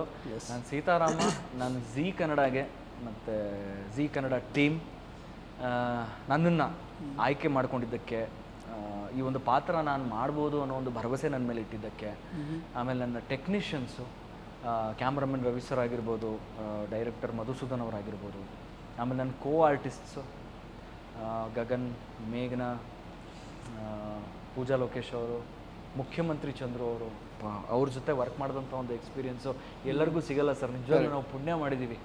ಅಂಥ ಲೆಜೆಂಡ್ ಜೊತೆ ನಮಗೆ ವರ್ಕ್ ಮಾಡುವಂಥ ಒಂದು ಅವಕಾಶ ಸಿಕ್ಕಿದೆಯಲ್ಲ.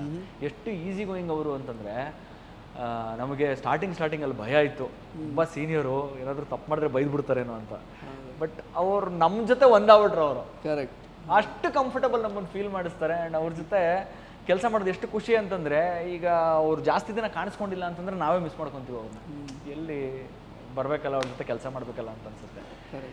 ಆಮೇಲೆ ಜಯದೇವ್ ಅವರು, ಪೂರ್ಣಚಂದ್ರ, ಸಿಂಧು, ಸೊ ಸಿಹಿ, ರೀತು, ಸೊ ಅವ್ರ ಜೊತೆ ವರ್ಕ್ ಮಾಡಿದಂಥ ಎಕ್ಸ್ಪೀರಿಯೆನ್ಸು ನಾನು ಜೀವನ ಪೂರ್ತಿ ನೆನಪಲ್ಲಿರ್ತಕ್ಕಂಥ ಒಂದು ಪ್ರಾಜೆಕ್ಟ್ ಇದು. ಇನ್ನು ಇದರಾದಮೇಲೆ ಸಾಕಷ್ಟು ಪ್ರಾಜೆಕ್ಟ್ಗಳನ್ನ ಮಾಡ್ತೀನಿ, ಬೇರೆ ಬೇರೆ ಪಾತ್ರಗಳನ್ನ ಮಾಡ್ತೀನಿ. ಬಟ್ ಈ ಒಂದು ಸೀರಿಯಲ್ಲು ಮತ್ತು ಈ ಒಂದು ಪಾತ್ರ ನನಗೆ ನಿಜವಾಗ್ಲೂ ಬಹಳ ಸ್ಪೆಷಲ್ ಆಗಿರುತ್ತೆ. ಸರ್, ಕೊನೆಯದಾಗಿ ಅದೇ ನಿಮ್ಮ ಈ ಸೀರಿಯಲ್ನಿಂದ ಆಗಿರುವಂತಹ ಏನು ಫ್ರೆಂಡ್ಶಿಪ್ ಏನಿರುತ್ತಲ್ಲ ನಿಮ್ಮ ಕೋ ಆರ್ಟಿಸ್ಟ್ಗಳ ಜೊತೆಗೆ, ಅವ್ರನ್ನ ಲೈಫ್ ಲಾಂಗ್ ನೀವು ತಗೊಂಡು ಹೋಗ್ತೀರಾ ಅಂತಾದರೆ ಆ ಯಾರೆಲ್ಲ ಆಗಿರ್ತಾರೆ ನಿಮ್ಮ co artist friends? Life long friends ಆಗಿ ಉಳ್ಕೋತಾರೆ ಇವರೆಲ್ಲ? ಇಲ್ಲ, ನಾನು ಎಲ್ಲರ ಜೊತೆ ಕಾಂಟ್ಯಾಕ್ಟಲ್ಲಿ ಇರ್ತೀನಿ. ನಾನು ಯಾರ ಜೊತೆನೂ ಜಗಳ ಆಡ್ಕೊಂಡಿಲ್ಲ. ಓಕೆ, ಎಲ್ಲರ ಜೊತೆನೂ ನಾನು ಚೆನ್ನಾಗಿದ್ದೀನಿ, ಚೆನ್ನಾಗಿರ್ತೀನಿ. ಆ್ಯಂಡ್ ಎಲ್ಲರ ಜೊತೆ ಒಳ್ಳೆ ಟೈಮ್ ಸ್ಪೆಂಡ್ ಮಾಡಿದ್ದೀನಿ ನಾನು, ಆಫ್ ಸ್ಕ್ರೀನು ಅಷ್ಟೇ. ರಾಮ್ ಜೊತೆ ಆಗಿರ್ಬೋದು, ಪ್ರಿಯಾ ಜೊತೆ ಆಗಿರ್ಬೋದು, ವೈಷ್ಣವಿ ಜೊತೆ ಆಗಿರ್ಬೋದು, ಸಿಹಿ ಜೊತೆ. ಸೊ ಆ ಒಂದು ಬಾಂಡಿಂಗ್ ಇದೆಯಲ್ಲ, ಅದು ನಮಗೇ ಗೊತ್ತಿಲ್ಲದೆ ಬಹಳ ಸ್ಟ್ರಾಂಗ್ ಆದಂಥ ಒಂದು ಬಾಂಡಿಂಗು. ಯಾಕೆಂತಂದರೆ ನಮ್ಮ ಫ್ಯಾಮಿಲಿ ಬಿಟ್ಟು ನಾವು ಕೆಲಸಕ್ಕೆ ಹೋಗ್ತೀವಿ ಅಂತಂದರೆ ಅವರೇ ನಮ್ಮ ಫ್ಯಾಮಿಲಿ ಆಗಿರ್ತಾರೆ. ಸೊ ಅವ್ರ ಜೊತೆನೇ ನಾವು ಜಾಸ್ತಿ, ನಮ್ಮ ಫ್ಯಾಮಿಲಿಗಿಂತ ಅವ್ರ ಜೊತೆನೇ ನಾವು ಜಾಸ್ತಿ ಟೈಮ್ ಸ್ಪೆಂಡ್ ಮಾಡೋದು. ಸೊ ನಮಗೆ ಗೊತ್ತಿಲ್ಲದೆ ಆ ಒಂದು ಬಾಂಡಿಂಗ್ ಬೆಳ್ಕೊಳ್ಳುತ್ತೆ. ಸೊ ಇರ್ತಾರೆ, ಜೊತೆಗೆ ಇರ್ತಾರೆ, ಅವ್ರ ಜೊತೆ ಮಾತಾಡ್ಕೊಂಡಿರ್ತೀವಿ. ಸರ್, ಫೈನಲಿ ಸೀತಾರಾಮ ಅಭಿಮಾನಿಗಳಿಗೆ ಏನು ಹೇಳಕ್ಕೆ ಇಷ್ಟಪಡ್ತೀರಾ? ಸೊ ಆಲ್ರೆಡಿ ಅವರು ತುಂಬ ಭಾವುಕರಾಗಿ ತುಂಬ ಎದೆ ಭಾರ ಮಾಡಿಕೊಂಡು ಆ್ಯಕ್ಚುಲಿ ಈ ವೀಕ್ ಸೀರಿಯಲ್ ನೋಡ್ತಾ ಇರ್ತಾರೆ ಎಪಿಸೋಡ್ಸು, ಬಿಕಾಸ್ ಆಲ್ರೆಡಿ ಅನೌನ್ಸ್ ಆಗಿಬಿಟ್ಟಿದೆ. ಸೊ ಇದಾದಮೇಲೆ ಯಾವ ರೂಪದಲ್ಲಿ ಮತ್ತೆ ನೀವು ಅವ್ರ ಎದುರುಗಡೆ ಬರ್ತೀರಾ ಮನೋರಂಜನೆ ಕೊಡೋದಕ್ಕೆ? ಸೊ ಫೈನಲಿ ಸೀತಾರಾಮ ಅಭಿಮಾನಿಗಳಿಗೆ ಏನು ಹೇಳಕ್ಕೆ ಇಷ್ಟಪಡ್ತೀರಾ? ಓಕೆ, ಸೀತಾರಾಮ ಈ ಒಂದು ಸೀರಿಯಲ್ಲು ನನಗೆ ತುಂಬ ಹೆಸರು, ತುಂಬ ಪ್ರೀತಿ ಕೊಟ್ಟಂಥ ಒಂದು ಸೀರಿಯಲ್ಲು. ಆ್ಯಂಡ್ ಅದು ಸಾಧ್ಯ ಆಗಿದ್ದು ನಿಮ್ಮಿಂದ. ಸೊ ನಿಮಗೆ ಎಷ್ಟು ನಾನು ಕೃತಜ್ಞತೆಗಳು ಹೇಳಿದ್ರೂ ಸಾಲದು. ಇನ್ನು ನೆಕ್ಸ್ಟು ಯಾವ ಪ್ರಾಜೆಕ್ಟಲ್ಲಿ ನೀವು ಕಾಣಿಸ್ಕೊತೀರಾ, ಯಾವ ಪಾತ್ರ ಮಾಡ್ತೀರಾ ಅಂತ ಜನಗಳು ಕೇಳ್ತಿದ್ದಾರೆ. ಸೊ ನಾನು ಹೇಳ್ದಂಗೆ ಈ ಒಂದು ಇಂಟರ್ವ್ಯೂಲಿ ಇನ್ನೂ ಮಾತುಕತೆ ನಡೀತಿದೆ. ಆ್ಯಂಡ್ ಯಾವುದೇ ಒಂದು ನೆಕ್ಸ್ಟ್ ನಾನು ಪ್ರಾಜೆಕ್ಟ್ ಮಾಡಿದ್ರೂ ಕೂಡ, ಪಾತ್ರ ಮಾಡಿದ್ರೂ ಕೂಡ, ಅದು ಕೂಡ ನಿಮ್ಮ ಮನಸ್ಸಿಗೆ ಬಹಳ ಹತ್ತಿರ ಆಗಬೇಕು ಅನ್ನೋ ಥರದಲ್ಲೇ ನಾನು ಆಯ್ಕೆ ಮಾಡಿಕೊಂಡು ನಿಮ್ಮ ಮುಂದೆ ಬರೋಕ್ಕೆ ಇಷ್ಟಪಡ್ತೀನಿ. ಇನ್ನು ಸೀತಾರಾಮ ಅಭಿಮಾನಿಗಳಿಗೆ ಎಷ್ಟೇ ವರ್ಷಗಳು ಹೋದ್ರೂ ಕೂಡ ಈ ಒಂದು ಈ ಸೀರಿಯಲಲ್ಲಿ ಮಾಡಿದಂಥ ಒಂದು ಪಾತ್ರ, ಎಲ್ಲ ಪಾತ್ರಧಾರಿಗಳನ್ನ ನೀವು ನೆನಪಲ್ಲಿ ಇಟ್ಕೊಂಡಿರ್ತೀರಾ ಅನ್ನೋ ಒಂದು ಭರವಸೆಯಲ್ಲಿ ನಾನಿದ್ದೀನಿ. ಇಲ್ಲಿಂದ ಒಂದು 5 ವರ್ಷ 10 ವರ್ಷ ಆದಮೇಲೂ ಕೂಡ ಸರ್ ಸೀತಾರಾಮ ಮಾಡಿದ್ರಲ್ಲ ಅಕೋಶ್ ಅಂಕಲ್ ಚೆನ್ನಾಗಿತ್ತು ಸರ್ ಅಂತ ನೀವು ಹೇಳಿದ್ರೆ ನಿಜವಾಗ್ಲೂ ಅದು ನಮ್ಮ ಅಚೀವ್ಮೆಂಟ್ ಅಂತ ನಾನು ಹೇಳ್ಕೊಳಕ್ಕೆ ಇಷ್ಟಪಡ್ತೀನಿ. Thank you so much. ನಿಮ್ಮ ಈ ಒಂದು ಪ್ರೀತಿಗೆ ನಾನು ಯಾವತ್ತಿದ್ರೂ ಚಿರಋಣಿ. ಇದೇ ರೀತಿ ನಿಮ್ಮ ಒಂದು ಪ್ರೀತಿ ಸದಾ ನನ್ನ ಮೇಲೆ ಇರಲಿ. ನಾನಿನ್ನೂ ಕಲಿತಾ ಇದ್ದೀನಿ, ಜೀವನ ಪೂರ್ತಿ ಕಲಿಬೇಕು ಅಂತಲೇ ಅಂದ್ಕೊಂಡಿದ್ದೀನಿ. ಸೊ ನಾನು ಹೇಳ್ದಂಗೆ ನಾನು ಇನ್ಸ್ಟಾಗ್ರಾಮ್ ಪೋಸ್ಟ್ ಕೂಡ ಹಾಕಿದ್ದೆ, ಇಲ್ಲಿವರೆಗೂ ನನ್ನನ್ನು ನಡ್ಸ್ಕೊಂಡು ಬಂದಿದ್ದೀರಾ, ಇನ್ನು ಮುಂದೆ ಈ ಕಲಾವಿದನ್ನು ನಡ್ಸ್ಕೊಂಡು ಹೋಗುವಂಥ ಒಂದು ಜವಾಬ್ದಾರಿ ನಿಮ್ಮದು, ನಿಮಗೆ ಬಿಟ್ಬಿಟ್ಟಿದ್ದೀನಿ, ನಡ್ಸ್ಕೊಂಡು ಹೋಗಿ ಅಂತ ನಾನು ಕೇಳ್ಕೊಳ್ಳೋಕೆ ಇಷ್ಟಪಡ್ತೀನಿ. Thank you so much Ashok ಅವರೇ, ಸಾಕಷ್ಟು ವಿಷಯಗಳನ್ನು ಹಂಚ್ಕೊಂಡ್ರಿ. ನಿಮ್ಮ ಸಮಯ ಕೊಟ್ಟಿದ್ದಕ್ಕೆ, ಸೊ ನಮ್ಮ ಚಾನಲ್ಗೆ ಬಂದಿದ್ದಕ್ಕೆ, ಸಂದರ್ಶನ ಕೊಟ್ಟಿದ್ದಕ್ಕೆ ನಿಮಗೆ ಧನ್ಯವಾದಗಳು. ಹೋಪ್ಫುಲಿ ನಿಮಗೆ ತುಂಬ ಸೆನ್ಸಿಬಲ್ ಆಗಿತ್ತು ಪ್ರಶ್ನೆಗಳು ಅಂತೆಲ್ಲ ಅಂದ್ಕೊಳ್ತೀನಿ. ಹೇಗೆ ಅನ್ನಿಸ್ತು ನಿಮಗೆ ಈ ಸಂದರ್ಶನ? Thank you so much. Thank you. ನನಗೆ ಬಹಳ ಖುಷಿ ಆಯಿತು. ಎಲ್ಲೋ ಒಂದು ಕಡೆ ಲೈಕ್ ಇಂಟರ್ವ್ಯೂ ಮಾಡಬೇಕಾದ್ರೆ ಬೋರ್ ಆಗುತ್ತೆ, ಹೇಳಿದ್ದನ್ನೇ ಹೇಳ್ತಿದ್ದೀನಲ್ಲ ಅಂತ ಕೆಲವು ಕಡೆ ಅನಿಸುತ್ತೆ. ಬಟ್ ನೀವು ಭಾಳ ಪ್ರಿಪೇರ್ಡ್ ಆಗಿ ಬಂದಿದ್ರಿ. ದಟ್ ಬೇರೆ ಏನು ಕೇಳಕ್ಕೆ ಹೋಗಲ್ಲ ಸರ್. ನಿಮ್ಮ ಒಂದು ಜೀವನ ಏನಿದೆ, ನಿಮ್ಮ ಯಾವ ಒಂದು ಹಾದಿಲಿ ನೀವು ನಡ್ಕೊಂಡು ಬಂದಿದ್ದೀರಾ ಅದ್ರ ಬಗ್ಗೆ ಆಲ್ರೆಡಿ ಇಂಟರ್ವ್ಯೂಗಳು ಆಗೋಗಿದೆ. ಅದನ್ನೇ ಮತ್ತೆ ಮತ್ತೆ ಹೇಳಕ್ಕೆ ನಿಮಗೂ ಕೂಡ ಇಷ್ಟ ಆಗಲ್ಲ. ಸೊ ಈ ಒಂದು ಪ್ರಾಜೆಕ್ಟ್ ಬಗ್ಗೆ, ಸೀತಾರಾಮ ಪ್ರಾಜೆಕ್ಟ್ ಬಗ್ಗೆ ಮಾತ್ರ ಮಾತಾಡೋಣ ಅಂತ ನೀವು ಸ್ವಲ್ಪ ಪ್ರಿಪೇರ್ ಆಗಿ ಬಂದಿದ್ರಿ. ಹಾಗಾಗಿ ಅದ್ರ ಬಗ್ಗೆನೇ ಮಾತಾಡಿದ್ನಲ್ಲ, ನನಗೆ ಬಹಳ ಖುಷಿ ಆಯಿತು. ಒಂದ್ ಸ್ವಲ್ಪ ಹಿಂದಿಂದೆಲ್ಲ ನಾವು ಮಾತಾಡ್ಕೊಂಡ್ವಿ, but that was okay, no problem. But ಚೆನ್ನಾಗಿತ್ತು. You made me feel comfortable, so thank you. Thank you so much. Pleasure is mine sir. So ಹಾಗೆಯೇ ನಮಗೆ ಈ ಸಂದರ್ಶನ ಮಾಡಲಿಕ್ಕೆ ಅವಕಾಶ ಕೊಟ್ಟಿರುವಂತಹ ಈ space big bean cafe, so ಹೇಗನ್ನಿಸ್ತು ಇದ್ರ ಬಗ್ಗೆ ಸ್ವಲ್ಪ ನಿಮ್ಮ ಬೈಟ್ ಕೂಡ ಅವರಿಗೆ ಅವಶ್ಯಕತೆ ಇದೆ. ಸೊ ಹಾಗಾಗಿ ಇಲ್ಲಿ ಬಂದು ಸಂದರ್ಶನ ಕೊಟ್ಟಂತಹ ಒಂದು ಅನುಭವದ ಬಗ್ಗೆ ಹೇಳೋದಾದರೆ, ಈ ಸ್ಪೇಸ್ ಬಗ್ಗೆ ಹೇಳೋದಾದರೆ ಸರ್. ಆ್ಯಂಬಿಯನ್ಸ್ ಬಹಳ ಚೆನ್ನಾಗಿದೆ, ಬಹಳ ಕಾಮ್ ಆಗಿದೆ. ಬಿಗ್ ಬೀನ್ ಕಫೆ ನನಗೆ ಭಾಳ ಖುಷಿ ಆಯಿತು ಇಲ್ಲಿ ಕೂತ್ಕೊಂಡು ಇಂಟರ್ವ್ಯೂ ಮಾಡಿದ್ದು. ಯಾವುದೇ ಒಂದು ನಾಯ್ಸು ಪೊಲ್ಯೂಷನ್ ಇಲ್ಲ, ಭಾಳ ಕಾಮ್ ಆಗಿದೆ. So yeah, I like it. Yes, thank you so much sir. ಮತ್ತೆ ಭೇಟಿ ಆಗ್ತಾ ಇರೋಣ. ಹಾಗೆಯೇ ಮತ್ತೆ ಇನ್ನೊಂದು ಸಲ ಬೇರೆ ಪ್ರಾಜೆಕ್ಟ್ಗೆ ಸಂಬಂಧಪಟ್ಟ ಹಾಗೆ ನಿಮ್ಮನ್ನು ಸಂದರ್ಶನ ಮಾಡುವಂತಹ ಅವಕಾಶ ನನಗೆ ಸಿಗಲಿ ಅಂತ ನಾನು ಆಶಿಸ್ತೀನಿ. Thank you. ಖಂಡಿತ. ಆ್ಯಂಡ್ ನಿಮ್ಮ ಒಂದು ಫ್ಯೂಚರ್ಗೂ ಕೂಡ all the best. Yes sir, thank you. So ಸ್ನೇಹಿತರೆ, ಇದಾಗಿತ್ತು ಅಶೋಕ್ ಶರ್ಮಾ ಅವರ ಮಾತುಗಳು. ಮತ್ತೆ ಭೇಟಿ ಆಗ್ತಾ ಇರೋಣ. ಮತ್ತೊಬ್ಬ ಅತಿಥಿ ಜೊತೆಗೆ ನಿಮ್ಮ ಮುಂದೆ ಬರ್ತಾ ಇರ್ತೀನಿ. ಭೇಟಿ ಆಗ್ತಾ ಇರೋಣ. ಧನ್ಯವಾದಗಳು.